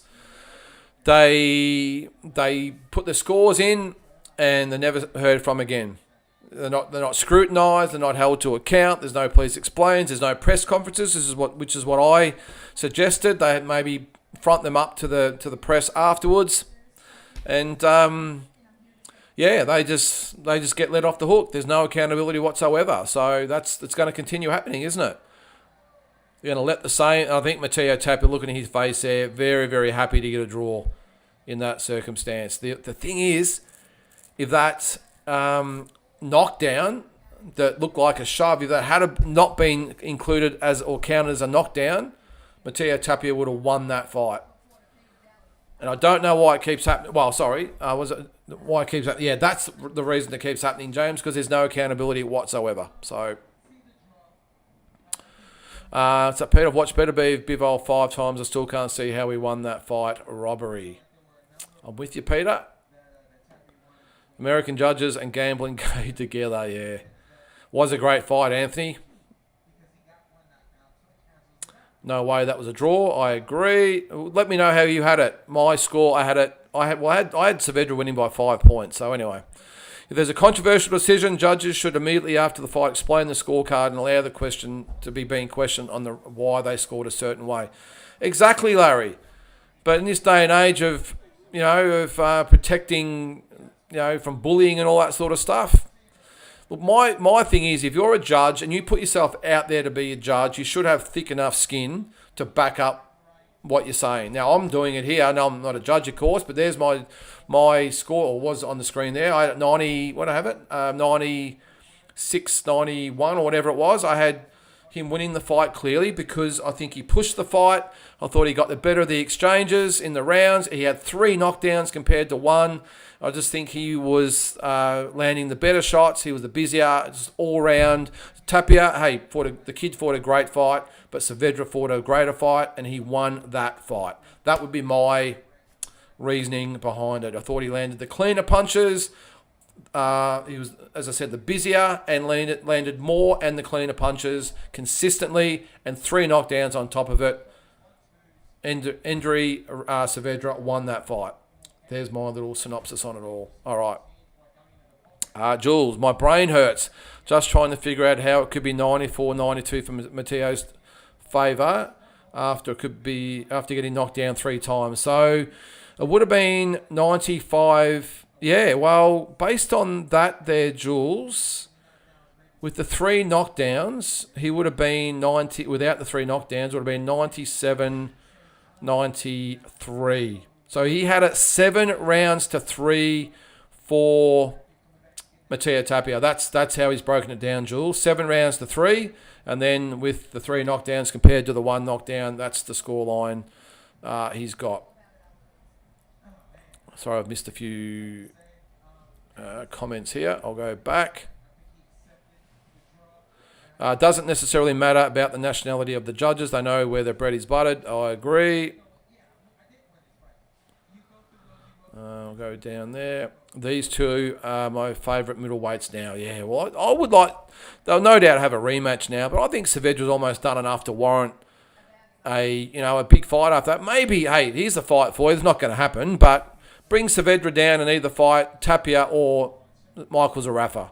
I think if Michael Zerafa wants to be seen at this sort of level, this would be the perfect fight for him, to fight one of these guys.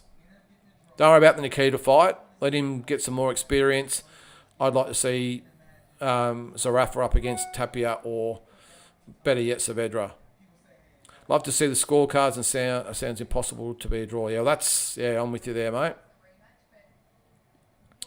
Oh, yeah, that would put the cat amongst the pigeons. Live scoring should be in effect, giving the fighters an opportunity to change the strategy if they see the cards swayed against them. Yeah, well, would we have seen Matteo Tapia maybe be as aggressive as he was if he thought that he was winning the fight, and was Saavedra have maybe picked it up a little bit if he saw that it was so even? We won't know, mate, but live scoring, yeah. Alonso, look, I, for one, I'm neither here nor there, but if I had to pick one, I'd probably agree and say I don't mind it the way it is. I like just not knowing what's going to happen until that final bell.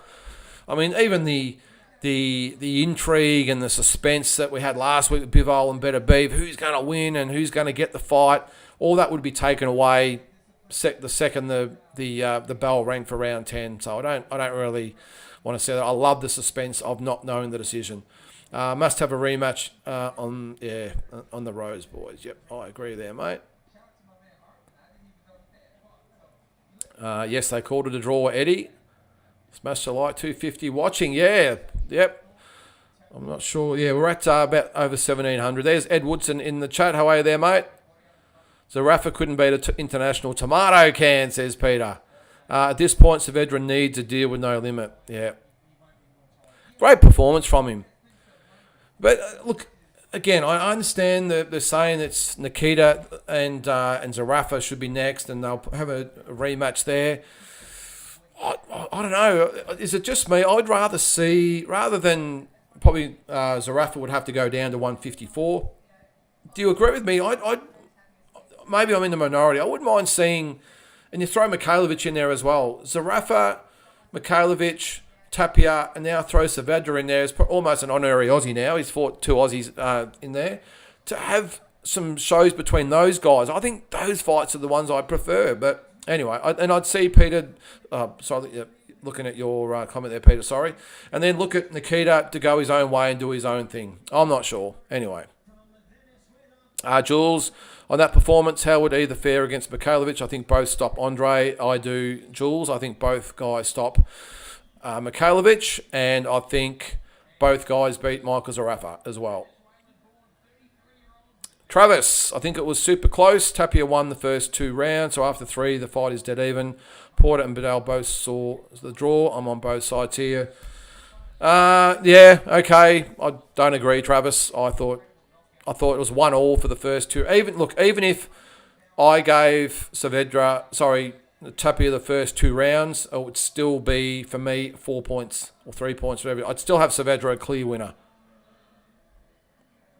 Alonso, 35 wins, 34 KOs. Who's Woa Tellez is in for a real test. Okay, well, I don't know much about either of these guys, if I'm being honest. But if it is the co-main event, you would think that both these boys would be able to put the punches together. Now, on the fight, now the records, let's have a look. I think they'll put them up anyway in a sec, won't they?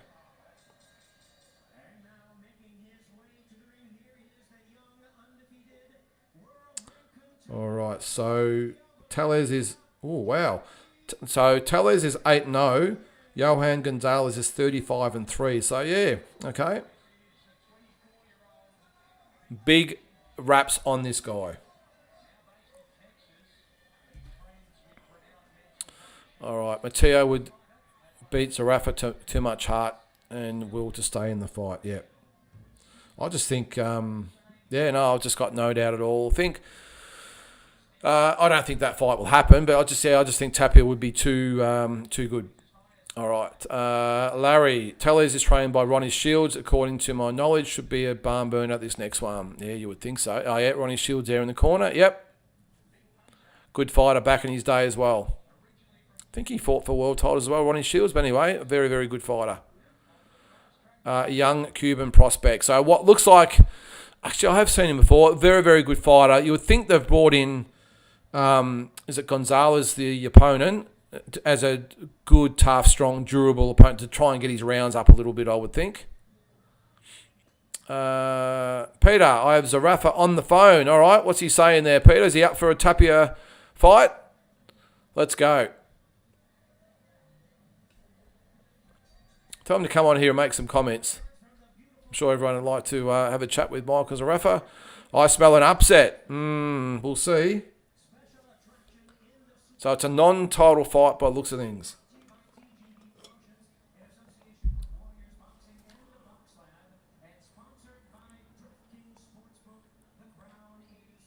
All right, so both boys about to be introduced.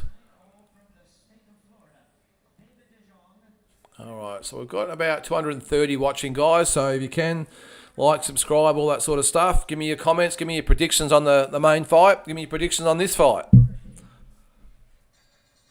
I don't think I've seen Gonzalez fight before. But with a record of 35-3 and 34 KOs, the odds are this is going to be a good fight. All right, Anthony, so glad doing the chat live. Makes watching the fight solo absolutely awesome. Well, that's why I do it, Anthony. Because even though we're not actually showing the fight, it's almost like you're watching the fight with your mates. That's why I do it. All right, so 38 fights, 35 wins, 34 KOs, 3 losses. Johan Gonzalez. You would think that whether he can fight or not, he's going to be able to punch. What do you got there, Peter? Zarafa says he gets him out of there inside 2 rounds while smoking a cigar. Well, hey, let's get it on. I'd love to see that fight. I'd like to see Zarafa against either Tapia, but also Mikhailovic. I think they're good fights. And I know Michael's obsessed with the zoos. I understand that. And No Limit want the dollars. I understand it. I get it. But for where we're at the moment, I just think Mikhailovic, Tapia, or even Saavedra would be more appealing fights. Who is winning in the undercard round? No one yet there, Genesis. Both boys are getting introduced at the moment. So they're going to center ring. Yales versus Gonzalez. I'm just trying to see who trains Gonzalez.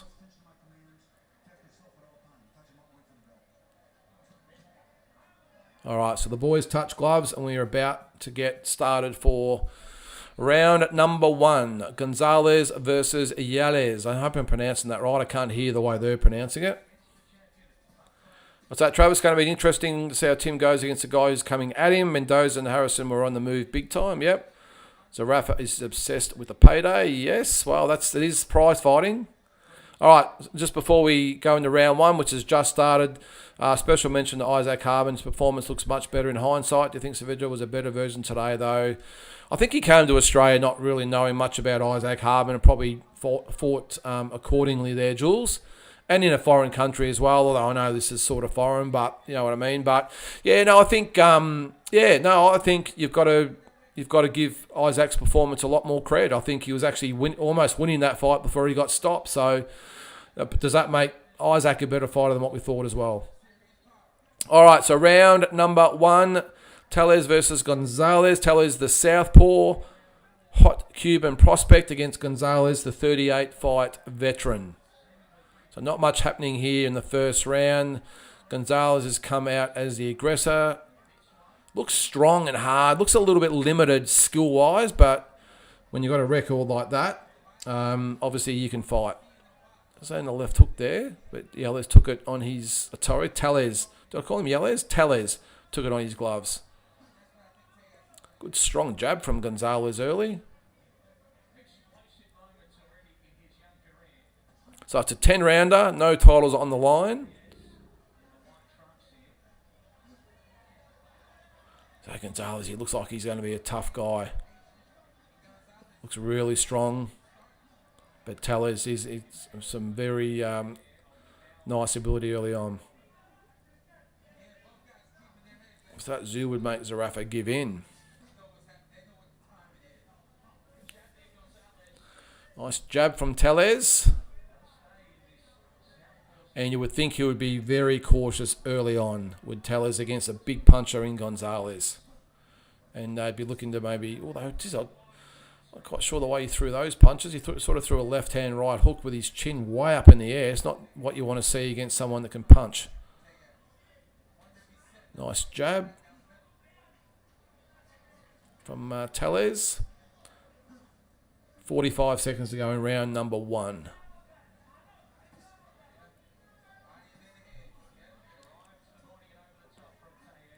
So you can see the strength and powers with Gonzalez.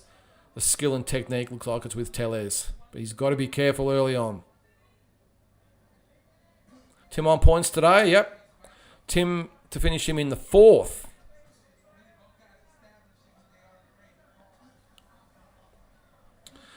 And now Tellez switches to orthodox, which is something you don't normally see a southpaw fighter do. You don't normally see it the other way around, but nice jab from Tellez. Look, it's been a very uneventful round. Nothing really fought or thrown by either guy, but you think you go with a house fighter, and we'll give that to Tellez, I would think. All right, now I will put the score in there anyway. Tellez gave him the first round. Is that Gonzalez? 9 points there. All right. Oh, there it is there.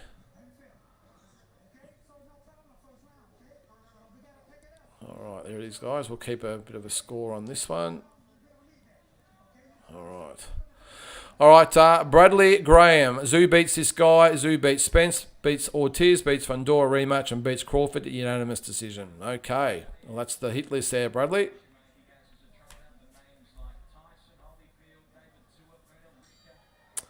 Tim needs to look out for Murtazaliev's step back and counter. He's got a good step back counter hook, hasn't he, Jason? And it's an awkward hook. He doesn't really bend the arm a lot. It's a really odd looking hook, but it snaps in there really quick and hard. So yeah, you're right, and he does time it very well. All right, so there's my scorecard there. I'll put that in the middle. Okay. I'll try and get that. No, there you go. That'll do. All right, so Tellez picking it up a little bit here in round number 2. And a 1-2 nice from Tellez lands. Gonzalez shakes it off. Yes, Anthony, get the party pies and sausage rolls out, mate.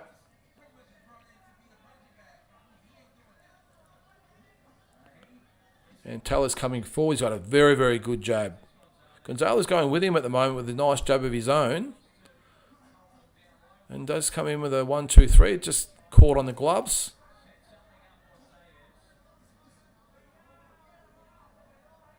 But a very cautious start from both guys so far.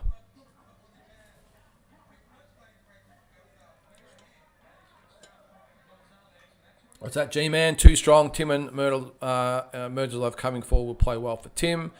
Mexico has entered the chat. Hola to you to Volley. Where to update you, the last fight was a draw. Matteo Tapia, very, very, very lucky to get a draw against Saavedra. I had Saavedra winning by 5 points. And in this fight, Gonzalez, round number 2, minute to go. Not much happening, although Tellez does land a right hand there.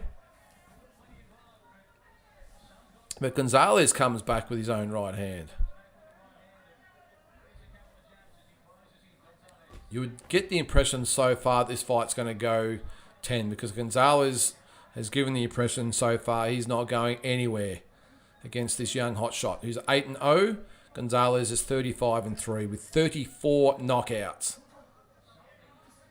And both guys exchanging jabs. Good, hard jabs from both guys.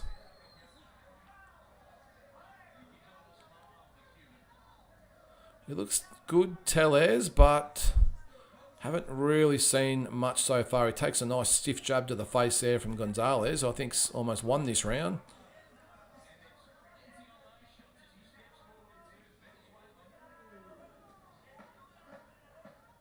So 10 seconds to go around number 2.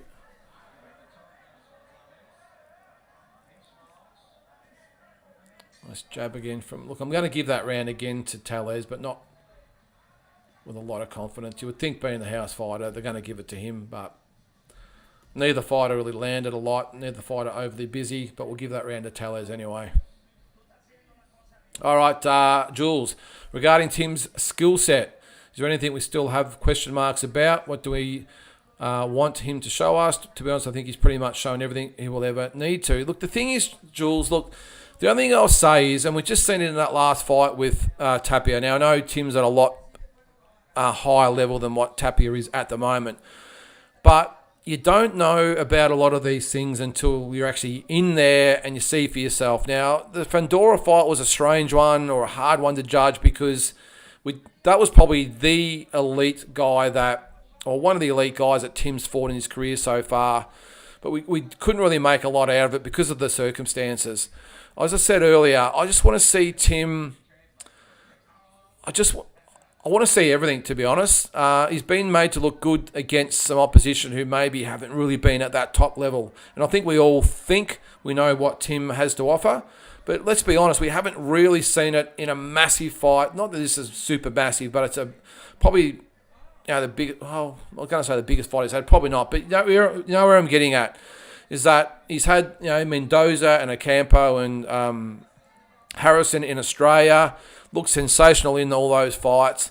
But it's one thing then to get out of the fishbowl of Australia for starters and then to put it all together at this level. And I think the Fundora fight, we saw it for a couple of rounds, but we didn't see it ongoing. I've got a feeling we're going to see it today, but we don't know about Tim until we actually see it in the States on a big card against a hard opponent. I want to just see him show the same form and skill and everything that he's shown in Australia. I want to see it here. I don't think we saw it against Gorshey. I don't think we didn't get a chance to really see it against...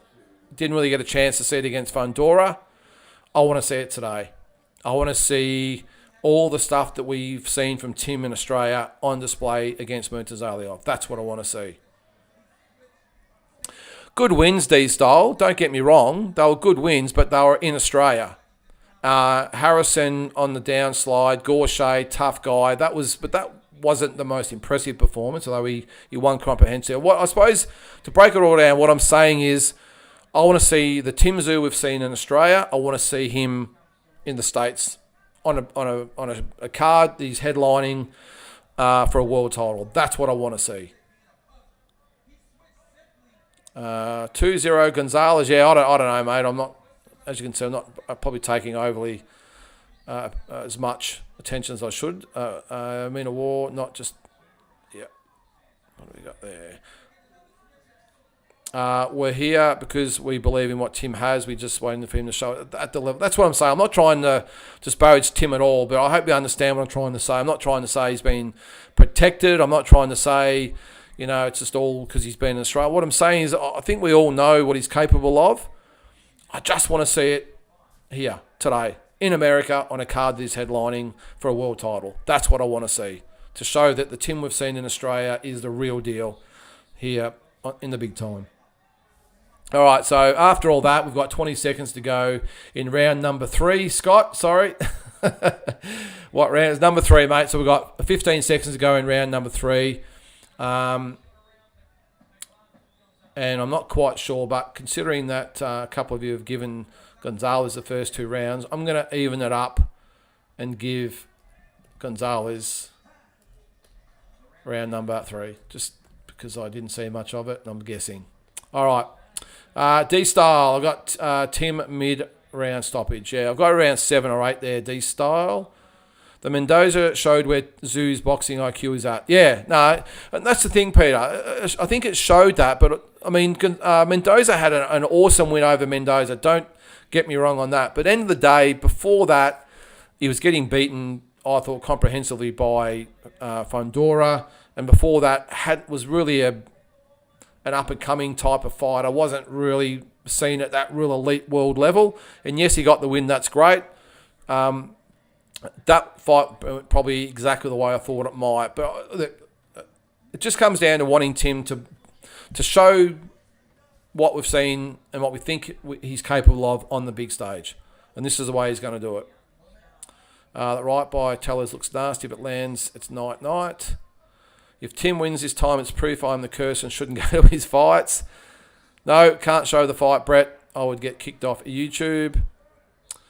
Expecting comment section to be flooded with people looking for the fight. Or do you free international coverage keeps them away? Yeah, I'm sure there'll be. If you are in the chat wondering why there's no stream, guys, because it is illegal and I will be kicked off YouTube by doing it. So it is me just explaining what's happening.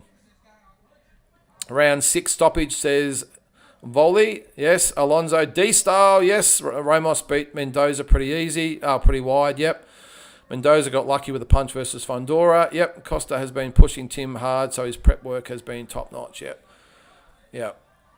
So I hope you understand what I'm getting at there, guys, in that I'm not trying to disparage Tim at all, but I think in Australia, the media pump up the opponents like they're all Floyd Mayweather Jr., you know, and I know as boxing fans know that's not the case, but they just tend to get a little bit sort of wide-eyed or starry-eyed when it comes to Tim, and I think we all know he's capable of it. I just want to see it. That's all.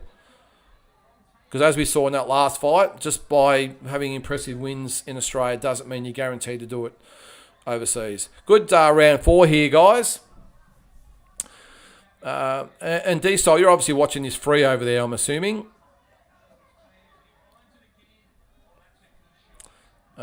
Was happening. Tim is yet to be tested by a supreme boxer like Crawford and Ennis. Harrison was Tim's highlight win. I think Tim is the best of the 140-pound power punches. Yeah, no, I agree, mate. I agree. Thanks, Volley. Appreciate it. And thank you to the one person that gave me a thumbs down. There's always at least one. I got a lot. What was the last fight? Last week, I had like 70 or 80 dislikes. A lot of disgruntled people. All right, so Tellez lands a nice right hand and another one there, but Gonzalez takes it well. All right, D-Star. Well, I'm going to commentate it anyway, mate, so hopefully I will keep you update. Good round from Tellez in this round. Gonzalez is tough, though. 45 seconds to go in round number 4. And not a bad round for Tellez so far. Is it Tellez or Tellez? Damon just called him Tellez.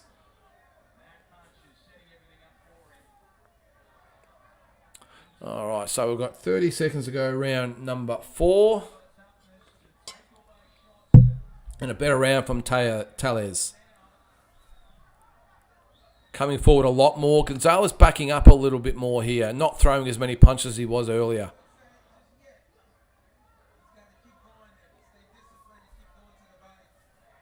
Yes, Damien, I'm with you there, mate.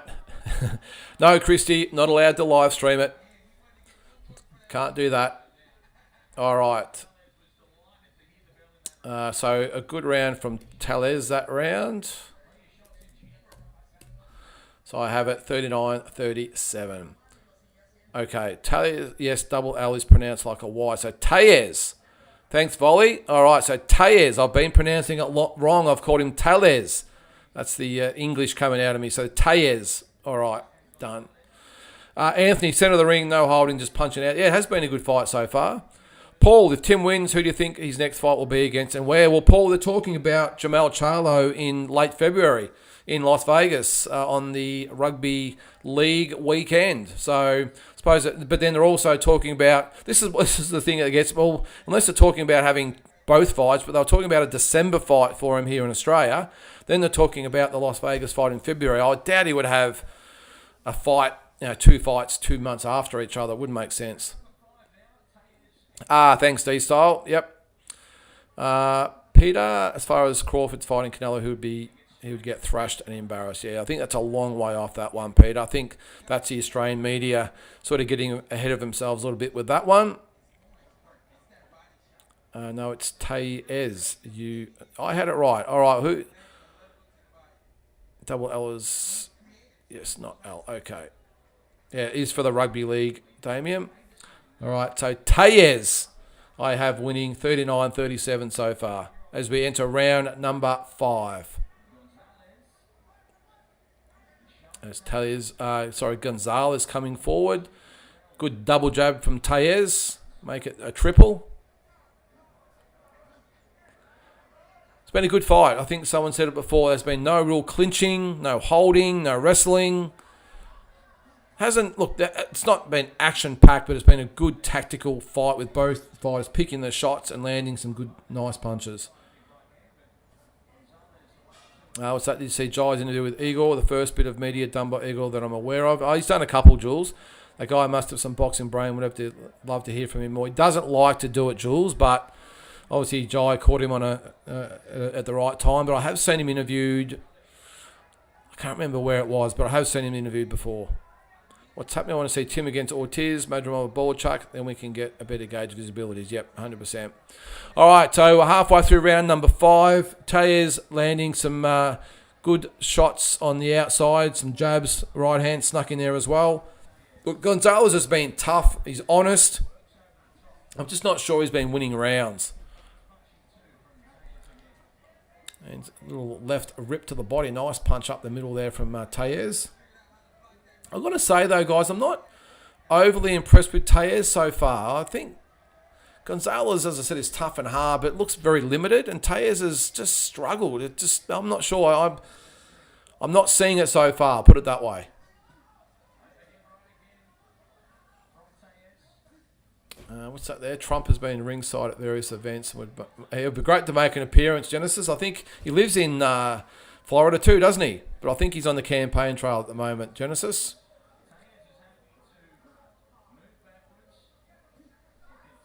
So not the most eventful round. Both guys probably, it's been more of a double left hook to the body from Tayez lands.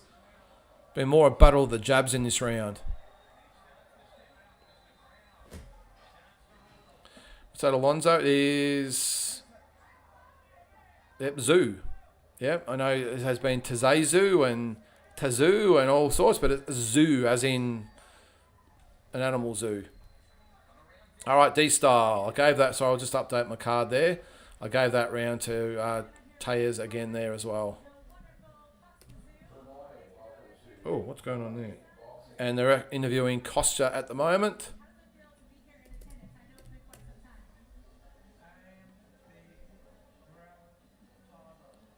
He's struggling a little bit with the English at the moment, Kostya. He probably doesn't speak it very often over there, does he? All right, D-Style. In fairness, if sometimes your fighters are American-based like Collazo, they pronounce it as an L, not Y, since he was from New York City. Okay, geez, that's a bit confusing there, D-Style. What's that, Peter? Poms still say about Abatai saying he's not as good as they make out. Well, they're going to say that. They're Poms there, Peter. They wouldn't know. All right. Good thing, Peter. Might make it easy for Jai's unification bouts to get made. Yep. Got to run. Have a good one, D-Style. Make sure you tune into the round table every Thursday night in the States, Friday morning here in Australia, guys. All right. Round number 6. I think I've got it right here, guys. Let me know if I'm wrong. 49-46. 4 rounds to 1, but I'm not exactly sure. Haven't been watching it closely enough. What do you reckon, Damien? We get D-Style out here to Australia one day. Maybe we could raise some dollars to get him out here to Australia for a fight. Do you think Kostya will be on his best behaviour tonight? I hope so, Volley. He looked pretty calm at ringside there, so let's hope so. All right, almost a minute down in round number 6. And this is where we're into the business side of things in this fight. Been a good tactical fight so far. Both guys have had their moments. Tellez, as you can see there, I've got him in front, 49-46. What time is the fight in Western Australia? Good question there. At the moment, it is 9:30 a.m. So they're 3 hours behind, Maney. Get those chats going and let's make it happen. We'll get him out. We've got to get him out here for a Tim Tszyu fight, don't we, Damien? Maybe I can work something out with D-Style. Oh. But, Billum Smith is terrified. It certainly is. Rather fight Zerdo than Jai. All right, so minute 15 to go in round number 6. Been a good fight so far. Uppercut lands from Tellez.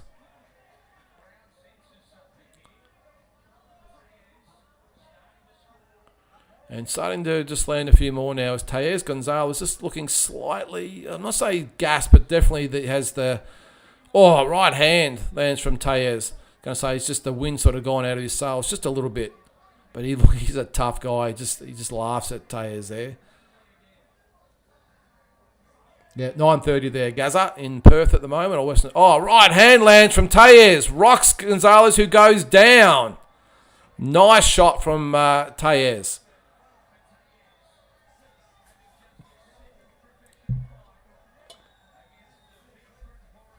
He's back up at 8.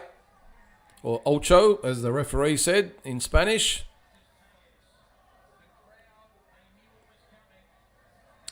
How much money will they make from this fight? Is this the Tszyu fight? A lot. $70 a head over here, mate, with no financial outlay. You do the sums. So Tay's just being patient about it. Hasn't rushed in.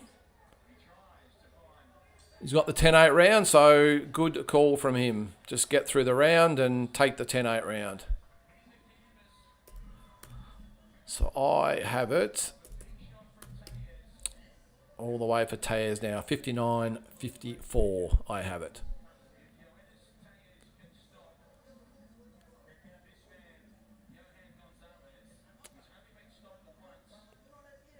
Oh, yeah, that is... trying to think the trainer. Let us know there, guys. Salas? Great trainer. All right. What's that, Jules? Saw the interview. Lot was based on second breeders fight and overrating the Brits that Jai demolished. Some overseas used to say the same about Tim. Yeah, they did. Put your money on Tszyu by decision, says Damien. That was a beautiful right hand, right on the button.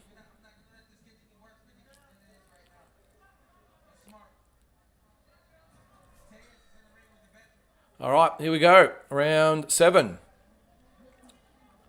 What a good day of fights it's been so far. Definitely quality over quantity. I'd rather this any day to have 3 quality fights than, 3 shit and 3 okay fights.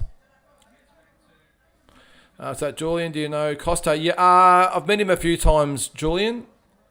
I'll clarify that in between rounds, mate. But yeah, I have met him quite a few times. Actually... hired him once as a guest for one of the sports night we put on years ago, but I'll tell you about that in the break there, mate. Imagine Skull versus Canelo on Christmas Eve. Yeah, it could happen. Yes, Scott, we do know that. He's soon to be based in Las Vegas, though. Ismail Salas. Sorry, I called him Orlando. Ismail Salas, yep. I've seen him in the pads do pads, guys, and when we're over there with Maloney's, and he has platforms they're about that high. So he's at a eye level with his fighters. All right, so minute 20 gone in round number 7. And Tellez so far, you would think, is scoring or getting the points as though Gonzalez does come forward and land a nice right hand over the top there. Oh, beautiful left hook. And down goes Gonzalez again. And this time it does look like it took an effect. Can he survive? We're only halfway through the round. All right, here we go. Can Tellez finish the job? He's giving him a lot of time to recover. And he is backing up. He does look to hurt this time. And this is going to be stopped. There it is. Round number 7 with a minute to go. The fight has been called off and Tellez gets the stoppage win.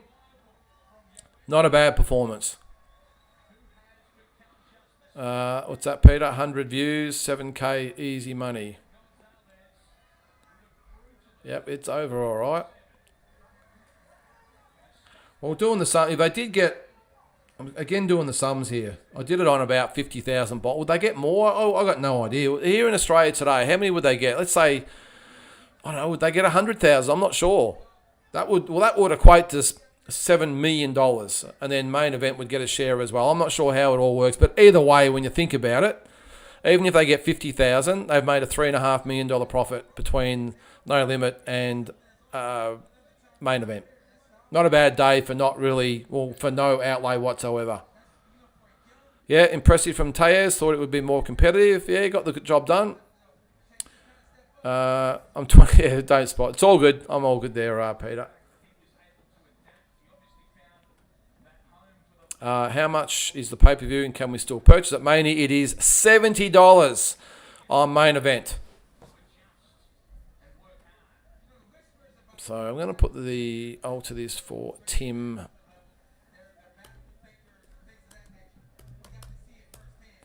Tszyu, 0. And who's he fighting? Murtazaliev.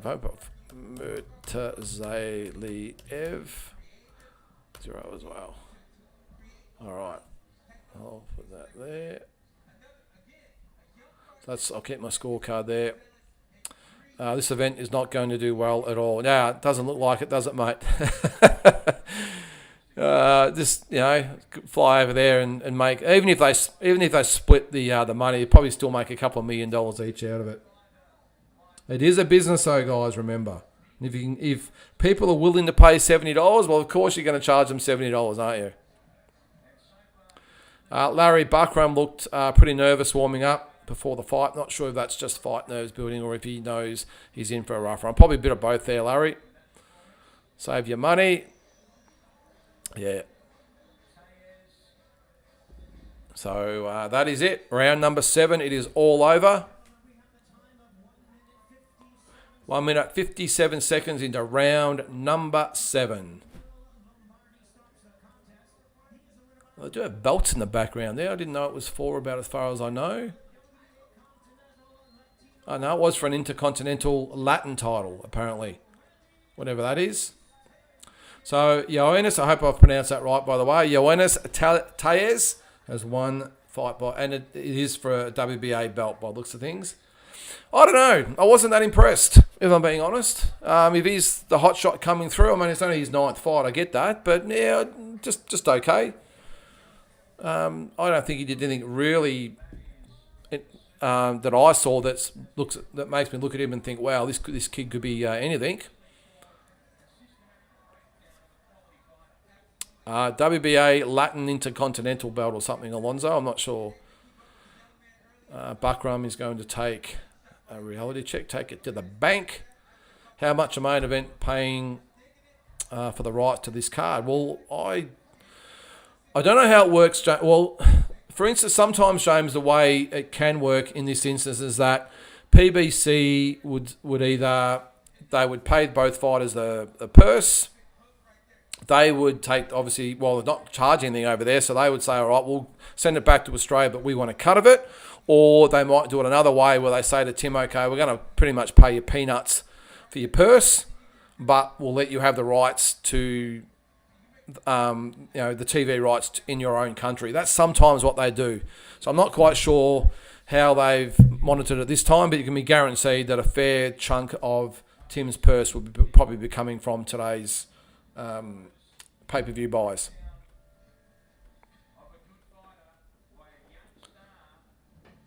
What's this? Asbot. Ortiz Jr. is Tim's biggest challenge in my opinion, even more than Crawford, but it's a huge challenge by the way. But just saying, I'm sort of with you a little bit there, Asbot. Even though I think Tim is the biggest fight to be made, I'm probably with you a little bit there. That worst case, I would think that Ortiz would be just as much of an issue for Tim as what Crawford would be.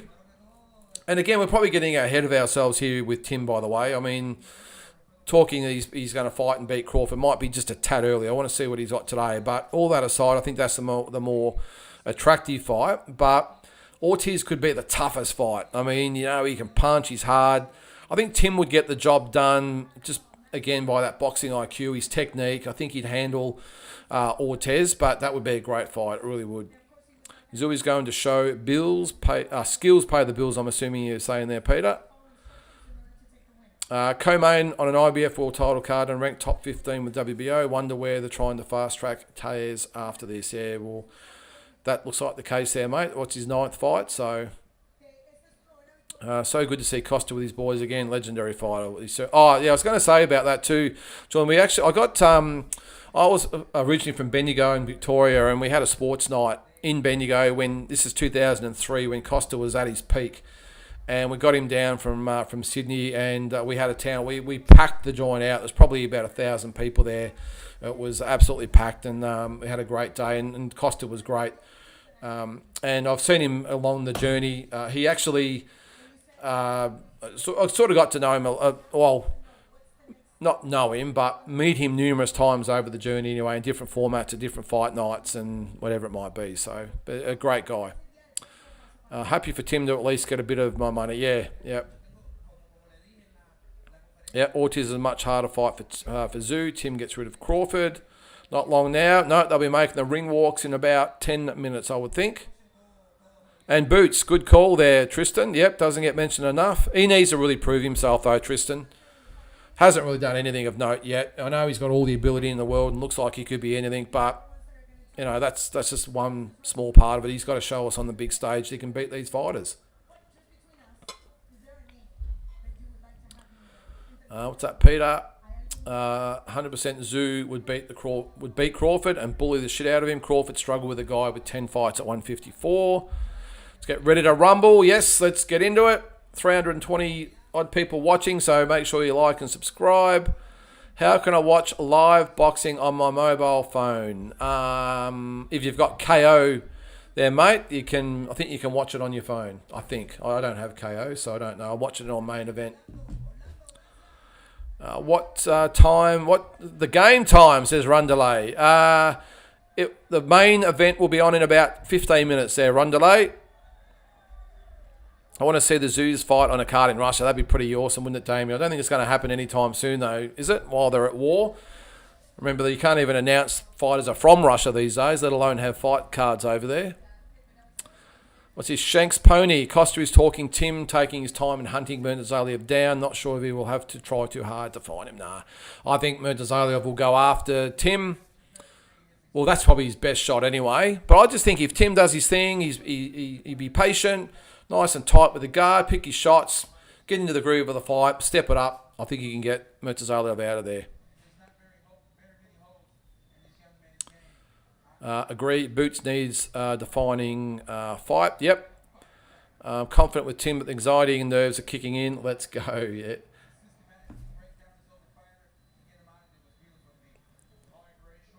What do you do for a crust? I actually own... I'm in the liquor industry there, Peter. I own 4 bottle shops.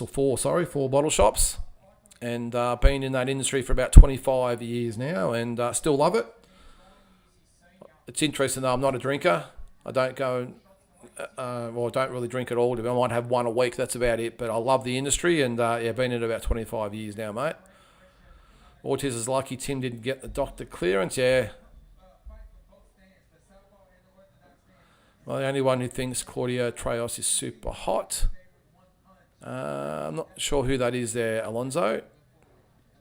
Where are we saying Murtazaliev is from? Anywhere but Russia, James. Hang on, we've got a hater here. Ortiz will whip Tim's ass. That's cool. You can have your say. That's fine. I'm assuming you might be Mexican heritage there, mate. But, hey, everyone's got their opinion. All right, now one thing I am going to do, actually, I'll get through some of these comments. Styles make fights, Tim will work it out. My parents had 4 pubs 30 years ago. I started with a pub there, Shanks Pony. And the pub scene wasn't really my thing, but the bottle shop side was. I loved the takeaway liquor part. Guys, 1 sec. I'm going to quickly go for a 1 minute break, a couple of minutes break, and we'll be back. Tim is about to make his ring walk in a sec, so I'll be straight back in about a minute or two. See you then.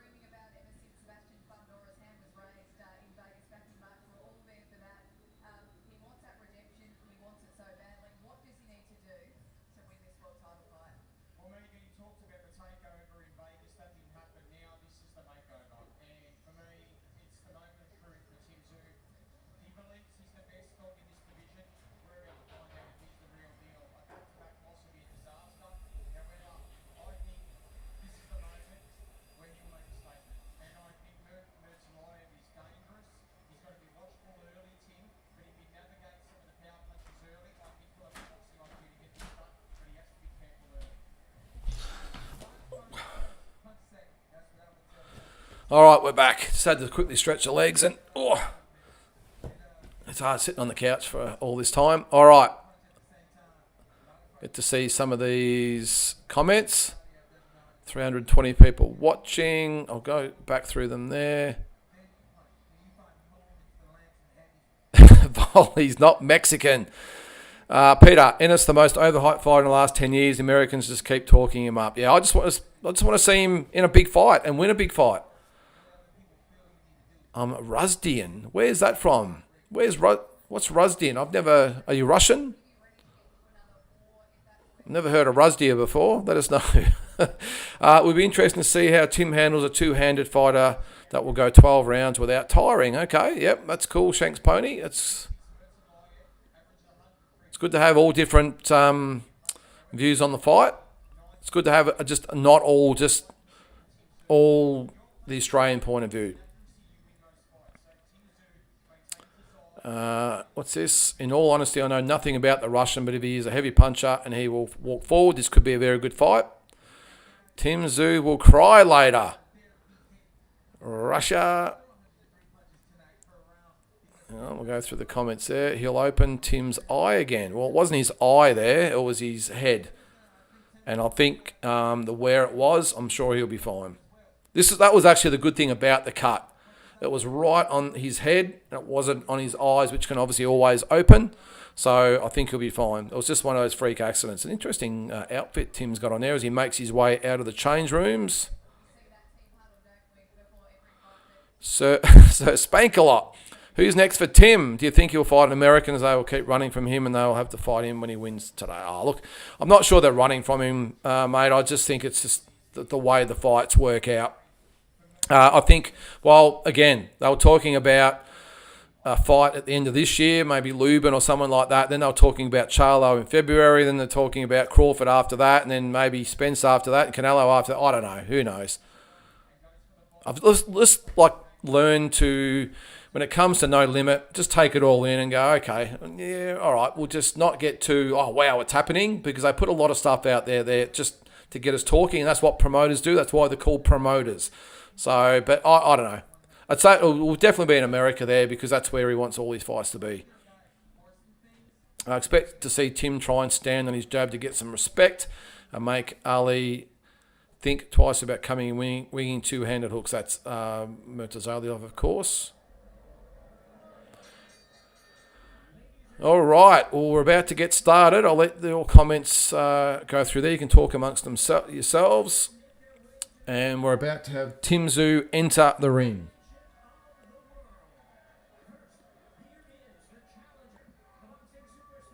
He does look a bit out there, doesn't he? Asbot, yeah, he's probably been to Disney World over there.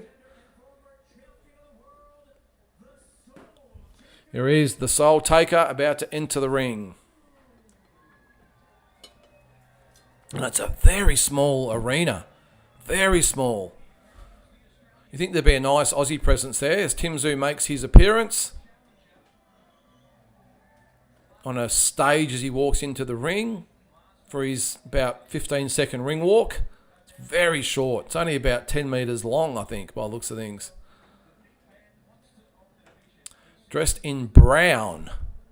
Or gold, is it? Or rust? Bronze? Whatever. We'll call it bronze. Dressed in bronze.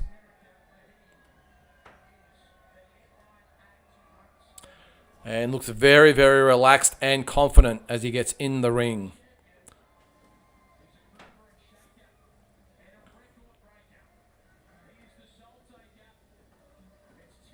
What have I done there? Who are you talking about there? Where we got? What we got there?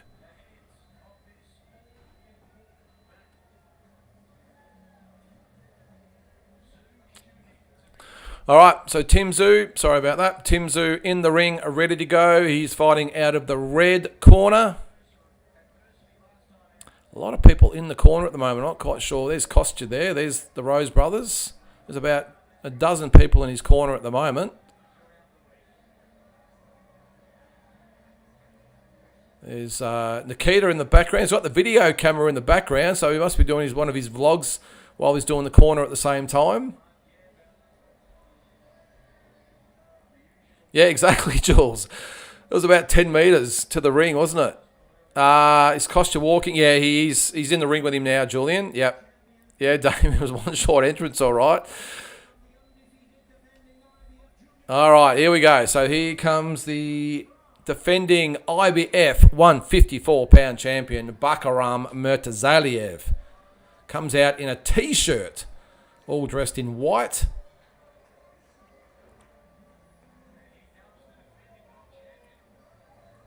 And likewise, he's looking at saying, hang on, geez, has to be the shortest ring walk in history. Have you ever seen a ring walk that short? Literally, they walk out and it's like 10 steps and they're in the ring. But yeah, it is not a big venue at all. I'd be surprised. I did say there might have been more earlier on. I'm thinking there's probably 1,000 people there. All the money, of course, is in the TV, so I suppose these days it's a TV event, not necessarily a in-person event. All right, so biggest test of his career as well, Murtazaliev. I'm into there, Kevin. He does look a bit light on, doesn't he, with his frame, where Tim looks a big, strong, healthy, fit 154. He looks drawn, doesn't he? Yes, Peter. Good call. A very good call. We'll learn how quickly how good the Russian is. Yep. I think it'll take about a minute and a half for us to see how good he is, mate. Tim looks to be sweating. Costa got him warmed up. Was saying that days ago. Yeah, you got to have a good sweat, Shanks Pony. You can't go in the ring cold. Whether that's amateur or pro, you've got to be warmed up, ready to go. Yeah, Gaza, it does look a bit that way. There's an RSL size crowd. It's a tiny crowd. Again, I'm not sure why. Look, it's at a casino, so the casinos obviously want fights down there in Orlando, so they would pay the site fee and all that sort of stuff to put it there. But geez, lucky to be 1,000 people there.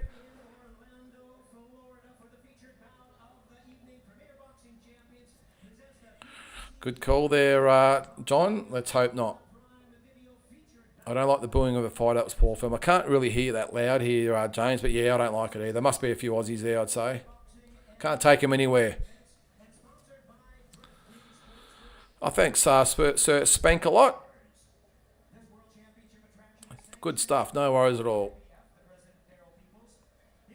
Yes, Dale. Got more to the Bendigo Stadium. Well, yeah, if you don't know, without pumping myself up much up here. I promoted Tim back in 2018, and we had nearly a couple of thousand there for his fight at the Bendigo Stadium. So there you go. I can say that one of my Tim Tszyu fights got more to it than a world title fight. And for the Jeff Horn and Michael Zarafa fight we had there too, Dale, there was 5,000 people there, and we could have easily probably got another couple of thousand, I reckon. Yeah, good call, Shanks Pony. Let's see. All right, Jimmy Lennon Jr. about to introduce both the fighters.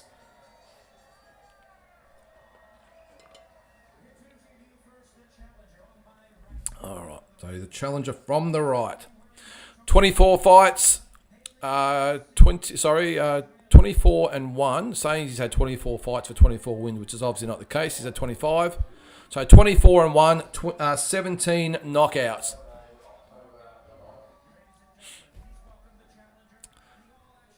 The Soul Taker, Tim Tszyu. What do you think? Like, is it Sam Watson at the background there, mate? Hey, we understand you're going to be behind the fighters when behind the ring announcer. He's actually pushed the guys out of the corner, and he's standing behind Tim Tszyu.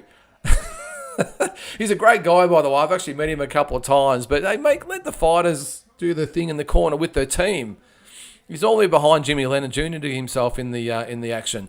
All right, Murtazaliev, 22 wins, 0 losses, 16 knockouts. Thanks, Tristan. I'll do my best there, mate. Yeah, 1,000 people. If we're lucky there, Rod. 24 and an elbow. Good call, Kevin. He does look a little nervous for me, does Murtazaliev, but we will see. Thanks, Ross. Appreciate it, mate. I'll do the commentary as we go. You can see there I've got the scorecard ready to go. Let's hope it doesn't come to that. So both boys have been introduced, and we're about to go to centre ring for the stare down. And geez, the size, like body-wise, is pretty stark there. Murtazaliev's got a couple of inches in height, but Tim looks a lot thicker and stronger. The Saf Jules, go and watch it, mate. Yep, we've got about 450 people in the chat at the moment, so put your comments in there. Obviously, you won't be able to get to a lot of them, but chat amongst yourselves. And here we go, round number 1. Both boys waiting for the bell to ring. And here we go, yes. The bell rings, the guys touch gloves, and we are into round number 1. Tim looking very confident. Murtazaliev takes centre ring for the time being. Throws a right hand that's taken on the gloves. He looks pretty quick, does Murtazaliev. Nice jab, pokes out. Tim throws a left hook off the lead. And wide right hand misses from Murtazaliev. Both boys looking nice and relaxed to get started. And Tim looking very confident. Nice stiff jab.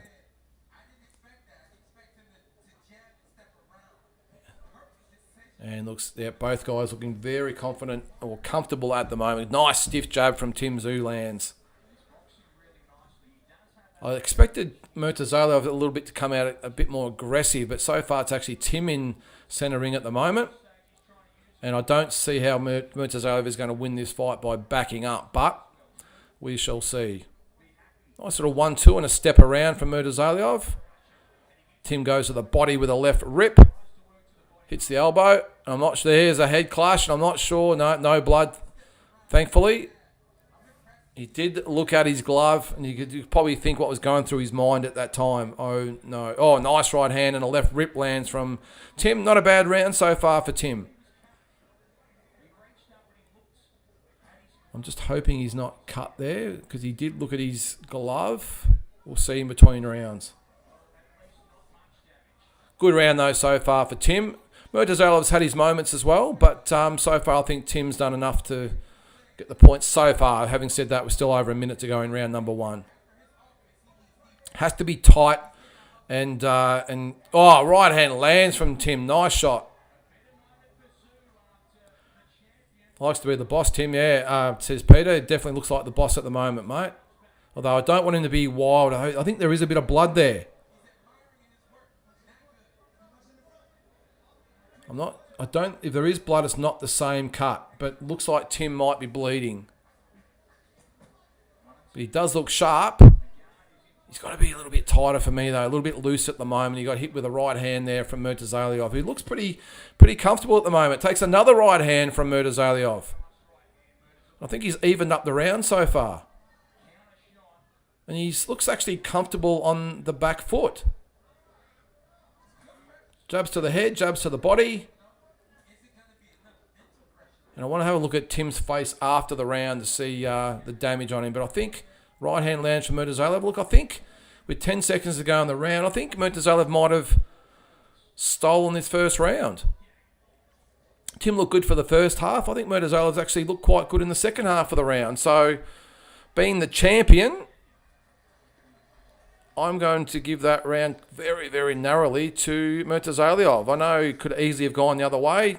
I'm just going by the old rationale. The champion gets the round. But look, only the first round. I think Tim, look, he probably got a little bit reckless there. I think he looked really good for the first round when he was nice and tight, very clean and precise with the punches. Then he started to get a little bit loose. He did land a couple of shots, and I think he just lost his composure a little bit and got himself caught. The headbutt looks like he is, I'm not sure he is cut. Definitely got the end swell on the eye. I'm not sure there's any blood, though. I'm just looking at it now. And yeah, the heads did come together. And Tim did. He immediately put the hand on the top of the head and looked for blood. And who can blame him? But it doesn't look like there's any blood there at the moment. But look, they touched gloves after that, which was good too. But look, very, very close round. But I'm going to give it to Murtazaliev for round number 1. And he does look a lot bigger in there, if that makes sense, as Murtazaliev. Together, when they come face to face, Tim looked a lot bigger. But Murtazaliev, look, he looks pretty good. He's got a good little kit of punches at the moment. Does land a right hand on Tim there. He's just struggling with the speed of Murtazaliev at the moment. Right hand from Tim.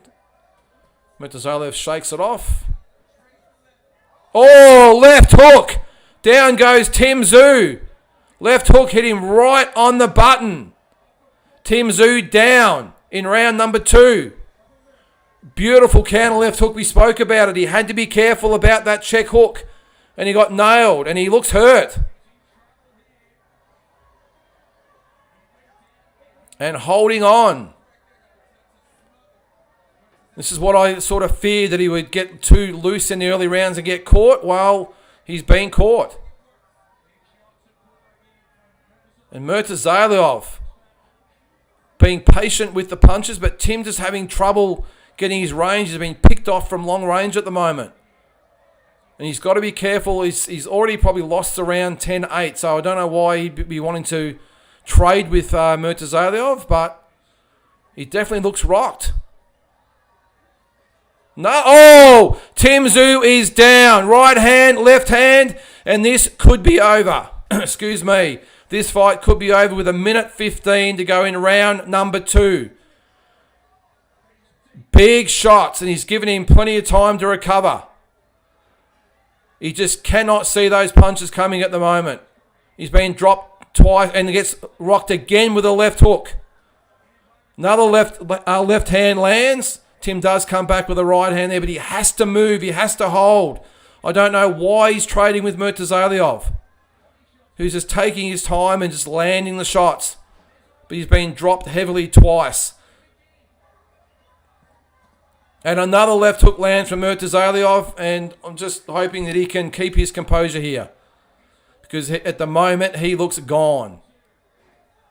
He lands a right uppercut, does Tim? Another right uppercut from Tim lands. Can he get back into the fight? This is not what he needs to do, though. I think he should take the round off. He takes 2 left hooks, and this could be it. He is in all sorts of trouble. Holding on. Another right hand lands. Another right hand and a left hook. Tim is on unsteady legs, and there he goes down for a third time. And he looks out on his feet. He looks gone. 3 knockdowns in the round. Obviously no 3 knockdown rule. And the bell rings. And Tim wobbles back to the corner and he looks gone. Tim Tszyu looks gone. I don't know. I understand his heart. I get that. But I can't believe he didn't, or he hasn't tried to hang on and clinch and hold and move. He went after him and continued to get caught. And that is a 10-6 round. That is a 10-6 round. Sorry, Volley. I know you don't want to listen to this. But he got rocked. He got dropped with a beautiful left hook. Down he went. But he refused to clinch or hold. He traded with Murtazaliev. And that is the worst thing you can do when you're rocked, is to not try and clinch and hold or move. And he paid the penalty. And he's been dropped 3 times. Obviously no 3 knockdown rule in effect. And I'm not sure the doctor is in the ring.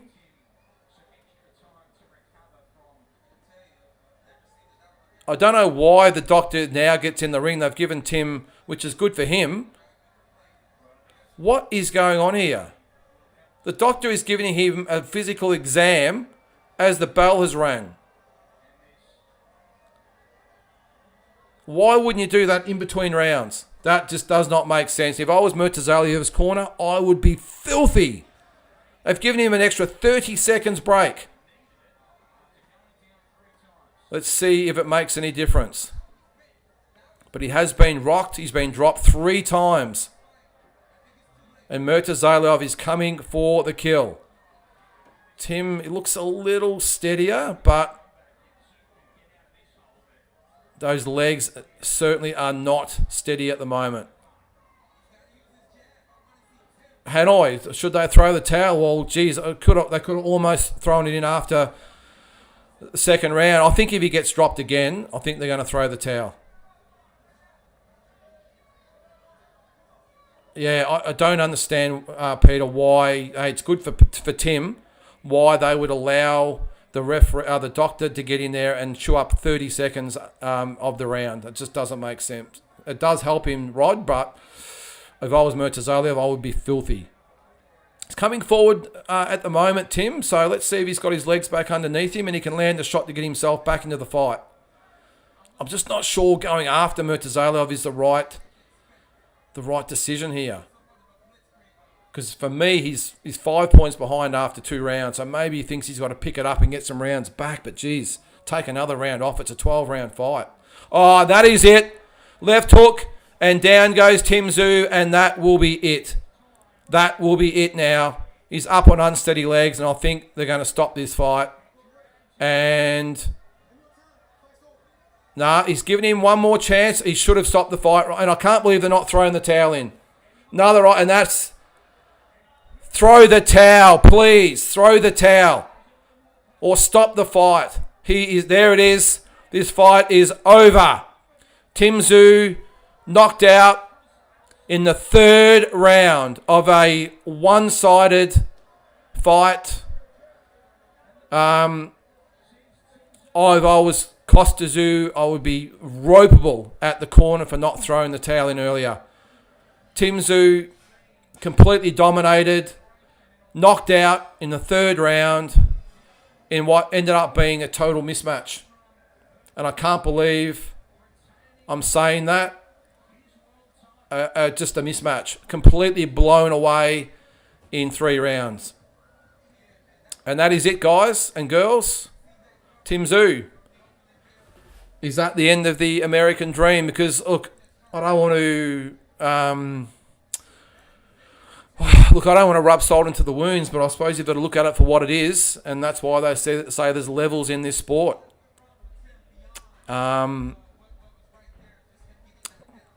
Third fight in the States. I'm a bit lost for words if I'm being honest there, guys. Tim Tszyu just obliterated in 3 rounds. Totally dominated. I can't believe I've just seen what I've seen. I really can't. 600 people are watching this at the moment. I can't believe, and I know it's easy to sit out here. That's the first thing I'll say. It's easy to sit here and say you should have done this and you should have done that. But when he was rocked, he was knocked down. I can't believe there was no clinching or holding, anything to negate what was happening. He stood in front of Murtazaliev when he was shaken and just got obliterated because of it. Murtazaliev, I'm sure, couldn't believe his luck when he's got a hurt fighter in front of him who refuses to hold or clinch. And again, I know it's easy to sit out here, and I'm literally lost for words at the moment, guys. But right from the word go, Tim Tszyu has just been obliterated. They've gone to a break now, so it'll give us a bit of a time to talk about it. But I don't know what to say. And look, we gave it to Michael Zarafa when he went to America and got obliterated, and got all the critics out there laying into him about it all. So I suppose in this respect, we've got to give the same to Tim. He went there and just did not turn up. He was not in the fight, never in the fight. And I can't believe I'm saying that because, wow. Nikita was in the corner there, Cal. And you're right, Big J, no limit at the moment, are probably as shocked as the rest of us. I'm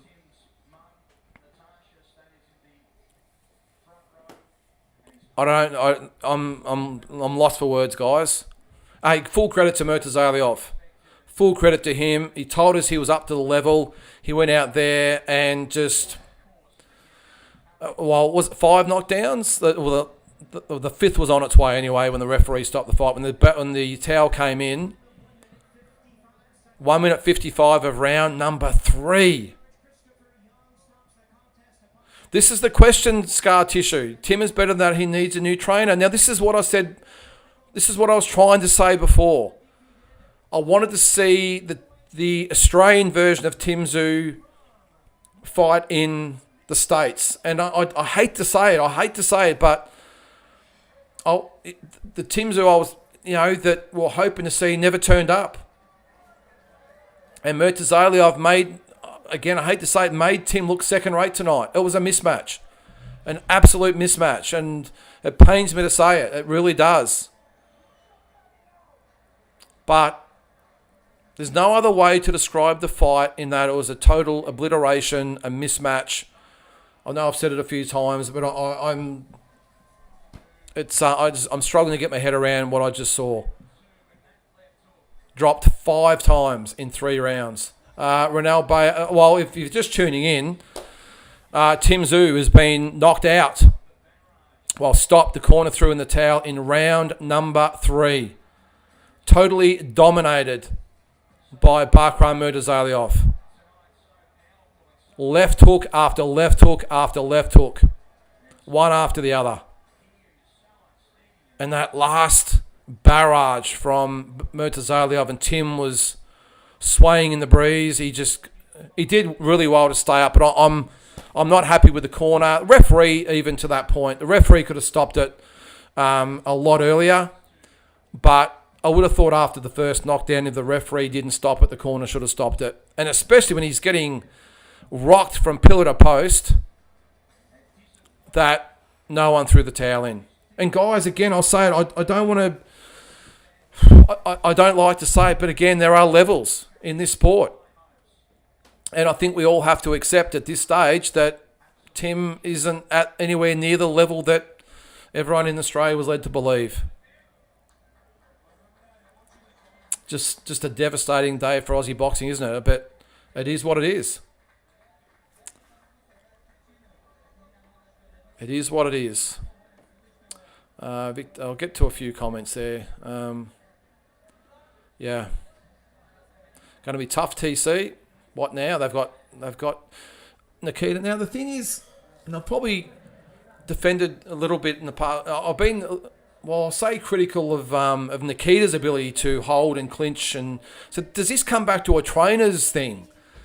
They all heap praise on Igor as being a trainer, and is this a case of the fighter making the trainer look good in the past, or the trainer making the fighter look good?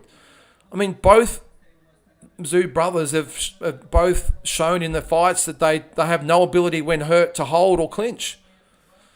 I've been critical of in Nikita all that time, but actually praised Tim in that respect that he wasn't like that. But from what I saw tonight, the first time he's been really rocked. I know he's been down before. The first time he's been rocked and he had no defensive abilities at all. It was to stand there and trade, which the opposite was the right thing to do. So, wow. Look, Julie, I don't necessarily agree with the tune-up thing. I don't think it would have made any difference whatsoever, I'm being honest. Yeah, Peter, well, that just pretty much sums it up, doesn't it? Yeah, they'll be all over the social media pages, Gaza, saying an overhyped hype job. Wow. Yeah. And look, the thing is that... I'll just take this off the screen here, by the way. The thing is that is what surprises me the most is not the fact that Murtazaliev won the fight. I mean, he's a world champion, quality fighter. It's just the way the fight went down. Tim never in the fight. He probably looked good he probably looked good for about the first minute and a half, and then I thought Murtazaliev won the second half of the round. But, wow. Yeah, well, Trev, is this the next thing? We've laughed about it. Is Rafa and Tim the next... Is it really a big fight, though? I don't see... Look, it'll do big numbers here in Australia, and I'm sure they'll swing it a certain way or present it a certain way. But to me, that's a nothing fight for me now at the moment. Tim and Michael Zarafa. It's a nothing fight.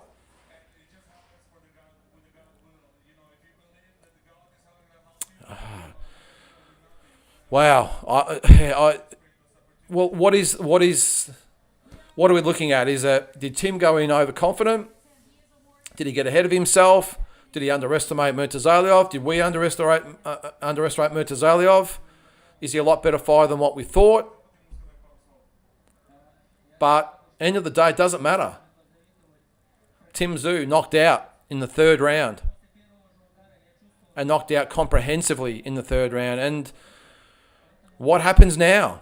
We spoke about earlier in the telecast, going to the States, moving into the States, basing himself over there for the big fights. Well, I hate to be sort of the bearer of bad news, but Tim is now down at the bottom of the rungs. I mean, he's not even in discussion of any of those big fights. Rule out the Charlo fight ain't happening. Well, end of the day, he's not fighting the end of this year. Put the line through that. Because after a knockout like that, he's not fighting for at least a few months. He's not fighting, I wouldn't have thought, on this big NRL weekend they're all talking about. I wouldn't have thought he's fighting on that either. I would think they've almost got to rebuild him now from the ground up in Australia. And can they do that? I don't know. I'm just sort of a lot of worst case scenarios out there. Hang on, they're interviewing Tim now. I'm going to turn this up and see what he has to say. Where did that determination come from? Every time I step in the ring, I'm willing to die here. This is the reason why I do it. So, didn't go to plan. No excuses. He just was that bit better. And no excuses. I tried my best and these things happen. So Tim's saying no excuses, these things happen.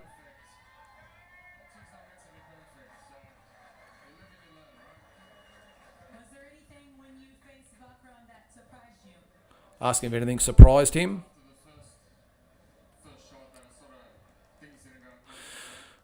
Look,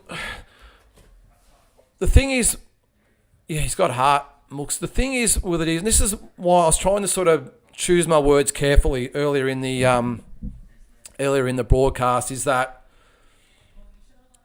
we've all, I'm talking about here in Australia, maybe a little bit overseas, we've all looked at Tim Tszyu here in Australia and those fights and how impressive that he looked and how great he was. And my thing, as I said earlier, is that the opponents, good for that stage of Tim's career, but I don't think any of them were really that proof we needed that Tim was an A-grader, a really A-grade fighter in the 154-pounder. I think we all thought it and hoped it, but we didn't know it.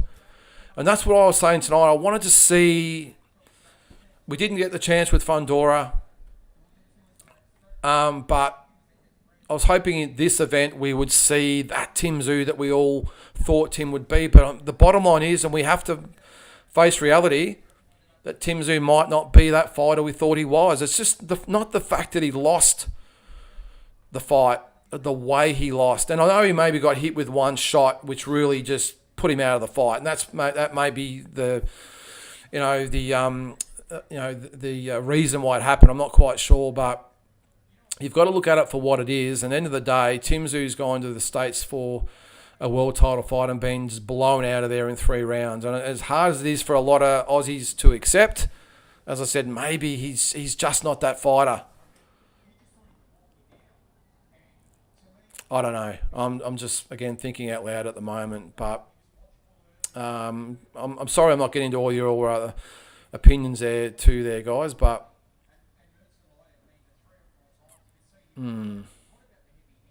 what's that, Peter? Tim needs to walk away and enjoy his life. That was brutal and embarrassing for Tim, and that's the truth. Well, Peter, I know we've all got to be sensitive about it at the moment. We're all Tim Tszyu fans. We're all Aussie boxing fans and sports fans, and I understand that, but it doesn't stray away from the fact you've got to tell it the way it is, and that is tonight that Tim Tszyu looked way out of his depth. And that might have people come for me. I don't know. I don't care.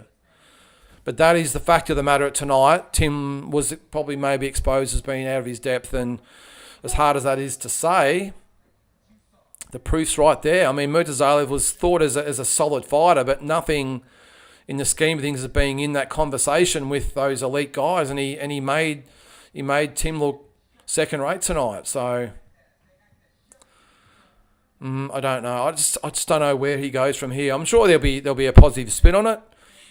Maybe he's got to. I think what's going to have to happen, in my opinion, is that he's going to have to go. And that left hook really, if that was the first one there, was just it for him. It would have been hard to recover from that. And I don't think anyone was really denying that first hook was the one that really took the wind out of the sails. But it's what happened after that. No ability to clinch or any defensive skills whatsoever. And this is going to really upend Australian boxing for a little while, because as everyone knows, Tim is the face of Australian boxing. He's the face of the pay-per-view market here in Australia. And with what's happened there today, where does not just Tim go, but No Limit go? Does it bring Australian boxing back a little bit? I think all it does, if I'm being honest, is set the No Limit model back a lot. And the fact that this is why I always disagreed with the 100% all in with No Limit with the pay-per-view and Foxtel situations, because at the moment No Limit literally have no one of that ilk at the moment. There's George Cambosis not with him. Not that I know he's got to build himself up as well. The Liam Paros, Jai Patayas, even the girls, Shanika Johnson, Sky Nicholson, all are with No Limit promoters. So this, I think, really sets the No Limit model back. And where do they go? And do Foxtel now have to go, well, we've got a market we've still got to serve or service. Can we allow a promotional firm with no world champions, no megastar or anything at the moment, do we allow them to have complete access to the No Limit, the main event and Foxtel model? Or do we have to now say, hey guys, we need to reevaluate and maybe let in the other promoters to get the Jai Patayas on pay-per-views here in Australia? I don't know. Look, I'm just thinking out loud at the moment. So many things I'm just going through my head at the moment, as I'm sure it is with you as well. But we have to accept, Tim Tszyu fans out there, that he didn't measure up today or tonight and was just blown out of the ring in 3 rounds. Yeah, thanks, Hanoi. I appreciate. I'm a little bit in shock. So I'm a little bit in shock about the whole thing. But we have to accept it for what it is. It's boxing. It's a tough sport.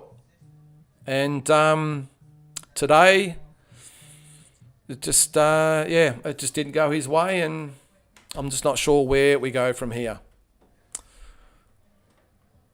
I just want to see what Sean Porter's having to say here as well.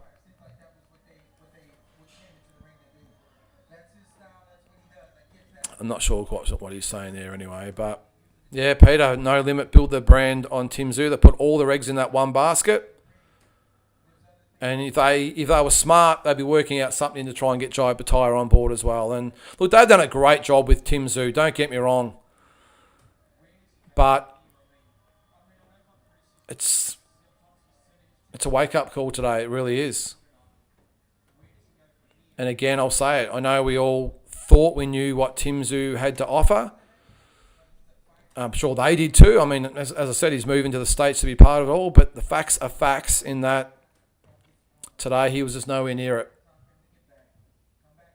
And I'm just looking at the replay now. It was the way he was beaten, just rocked repeatedly. And I understand that first hook rocked him and dropped him. But no defensive. I'm looking at the replay here in round 3, and Tim's coming forward. He's coming forward trying to trade with Murtazaliev. He's just saying, hey, come on in.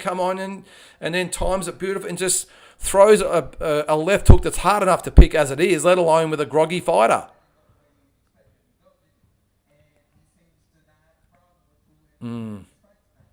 Yeah, Roger. Yeah, no respect. Maybe they got ahead of himself. I don't know. Socket Dog, No Limit are done. No one will sign with them again. Rightly so. Good point, Peter. Appetite doesn't need No Limit. Good call. He doesn't. He's got his own crew and doing great things. Mark Silcock. Tim showed zero respect and got what he deserved. Well, yeah. Who's this, Tomo? Who are you talking about here? No, what do we got there? Yeah, just a brutal loss. And this is going to really take the wind out of... Well, not... I was going to say it's going to take the wind out of Aussie boxing. It's obviously it's not.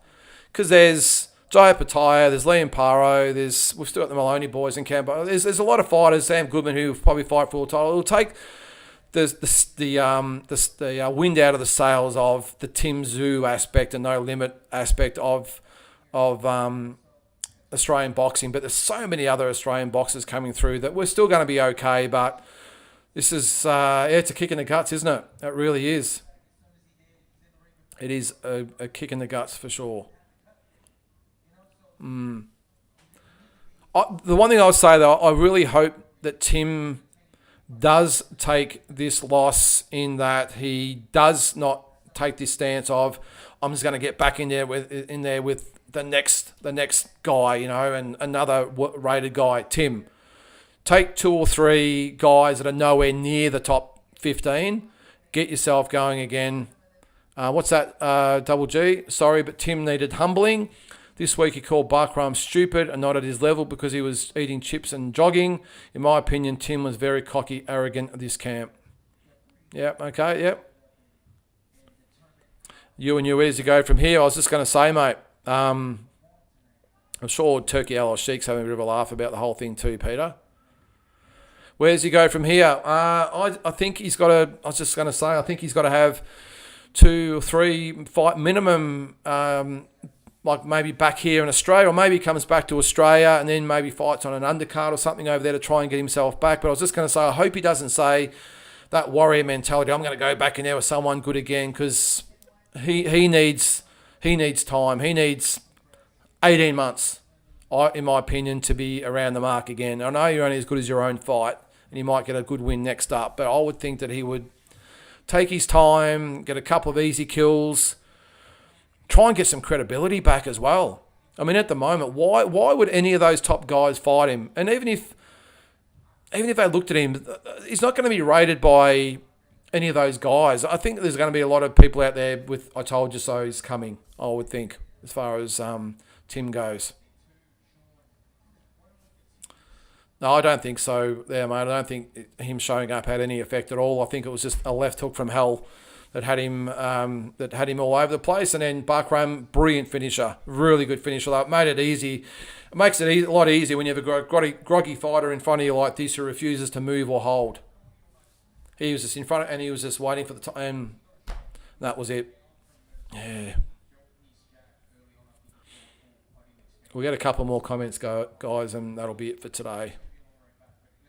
Yeah, Jack, that'll be the fight. And as I said before, Jack, we all got stuck into Zerafa after his fight with Lara.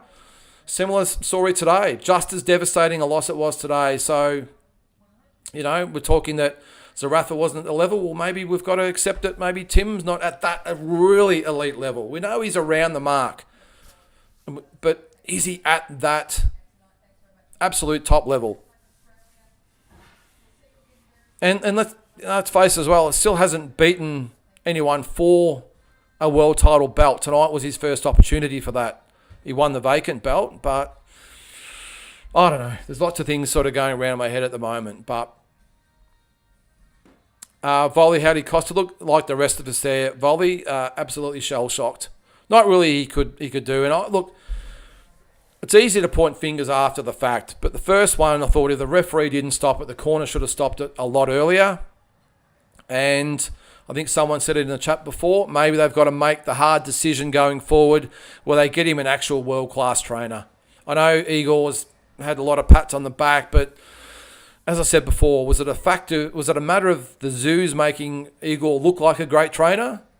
Or was it Igor that made the fighters, the Tszyu brothers, look like great fighters? I don't know, but all I can say is that from what I saw tonight, I would suggest another trainer. We saw it with Nikita. We've now seen it with Tim. Neither fighter with any defensive instincts at all. And that's, I know you can maybe practice it and it goes out the window when the blood gets pumping and you hurt and whatever it is, but the fact that neither fighter knows how to clinch or hold or whatever is signs to me that they might need a new trainer. I don't know. Yeah, good Julian. Yeah, obviously underestimated, that's for sure. Stephen Kane, yep, hype jobs, okay. Yep, you can have your say. Paul Camilleri, too arrogant, standing too straight up, not dipping. 100% No Limit are going to have Tim fight Zerafa so they can make that last big payday, yep. Isn't it? It's just amazing how quickly the fight game can turn. 1 minute you're on top of the world, and 1 minute, you're gone. But you look at earlier in the year, Tim on top of the world, just won the WBO belt. The setback against Fundora, I think we sort of gave him a little bit of an out because of that. Now he's talking about fighting the top dogs. He's got the hit list, all that sort of stuff, moving to America, and all of a sudden, it's over. Just like that. It is over. And now he's going to have to start from scratch. And now, maybe go back to a Michael Zerafa and say, hey, that fight I've been laughing at for the last 2 years, maybe it might make sense. Now, of course, Michael Zerafa is going to take the fight. Why wouldn't he? But I think Michael Zerafa will be sitting back in his lounge room at the moment, pissing himself, laughing, this thing. Right, I'm just going to pick up my phone and wait for No Limit to call because that's the fight that they're going to want. The comeback tour starts with Zerafa versus Tim. So, what was that comment I saw a little bit further back? There's a lot coming through at the moment, guys. Sorry about that. Do you think the damage you took from the Fundora fight after he couldn't see did some detrimental damage to him? His balance and reflexes looked off to me. No, Larry, I don't. No, I don't. I think he was just caught by a left hook. Totally unexpected, and it happens. Fighters get caught cold all the time. He was just caught with a ripper left hook, and he just didn't recover and didn't have that ability to, as I've said 100 times so far, clinch, hold, wrestle if you have to. Hang on to him for dear life until the referee literally wrenches you apart. Let the referee take a point off you if that's what it's going to take to get your head back. And he had no ability to do that at all, and which is surprising. That's the most surprising thing to me, that after being rocked, instead of taking a round off, defensive move. Didn't show any of that and paid the ultimate price. Yeah, Peter. Well, he showed tonight. You get him hurt, you can get him out of there. And Zerafa, for all his faults from my end, is a good finisher. So, sorry guys, I'm missing a lot of comments there, but I'll do my best. In Australia, sorry, Bill. Was it in Australia? Zerafa could beat Tim. Zerafa is a beast in Australia. He just hates travelling. I've always said, Bill, with Zerafa in Australia, fights like Tarzan, and outside of Australia, fights like Jane. That's just the way he's always been. But I would think with the Tszyu camp, there's probably two ways of looking at this. Are they going to look at a Zerafa fight and go, we just do not need that fight now. We don't need it now. Or on the other side, they say, hey, we need that fight now. We need that. I would say no. I would think, hey, I don't care if he fights 2 homeless people from Thailand in his next 2 fights. I really don't care. He needs at least 2 fights, if not 3, to get himself back amongst it, if that is possible. And even if he does, are we going to see the same thing that happened tonight? If he goes in against a Virgil Ortiz, are we going to see what we happened tonight? If he goes in against a Boachuk, are we going to see what happened tonight? I don't know. But this whole hit list thing with Crawford and Charlo and Spence and all the rest of them, Canelo on there. I mean, a week ago he's talking about fighting Canelo. I don't blame Tim and his team for that, by the way. I blame the ridiculous Australian market or media who have built Tim up to maybe be something that maybe he's just not quite not. I hope that's not the case, but don't know.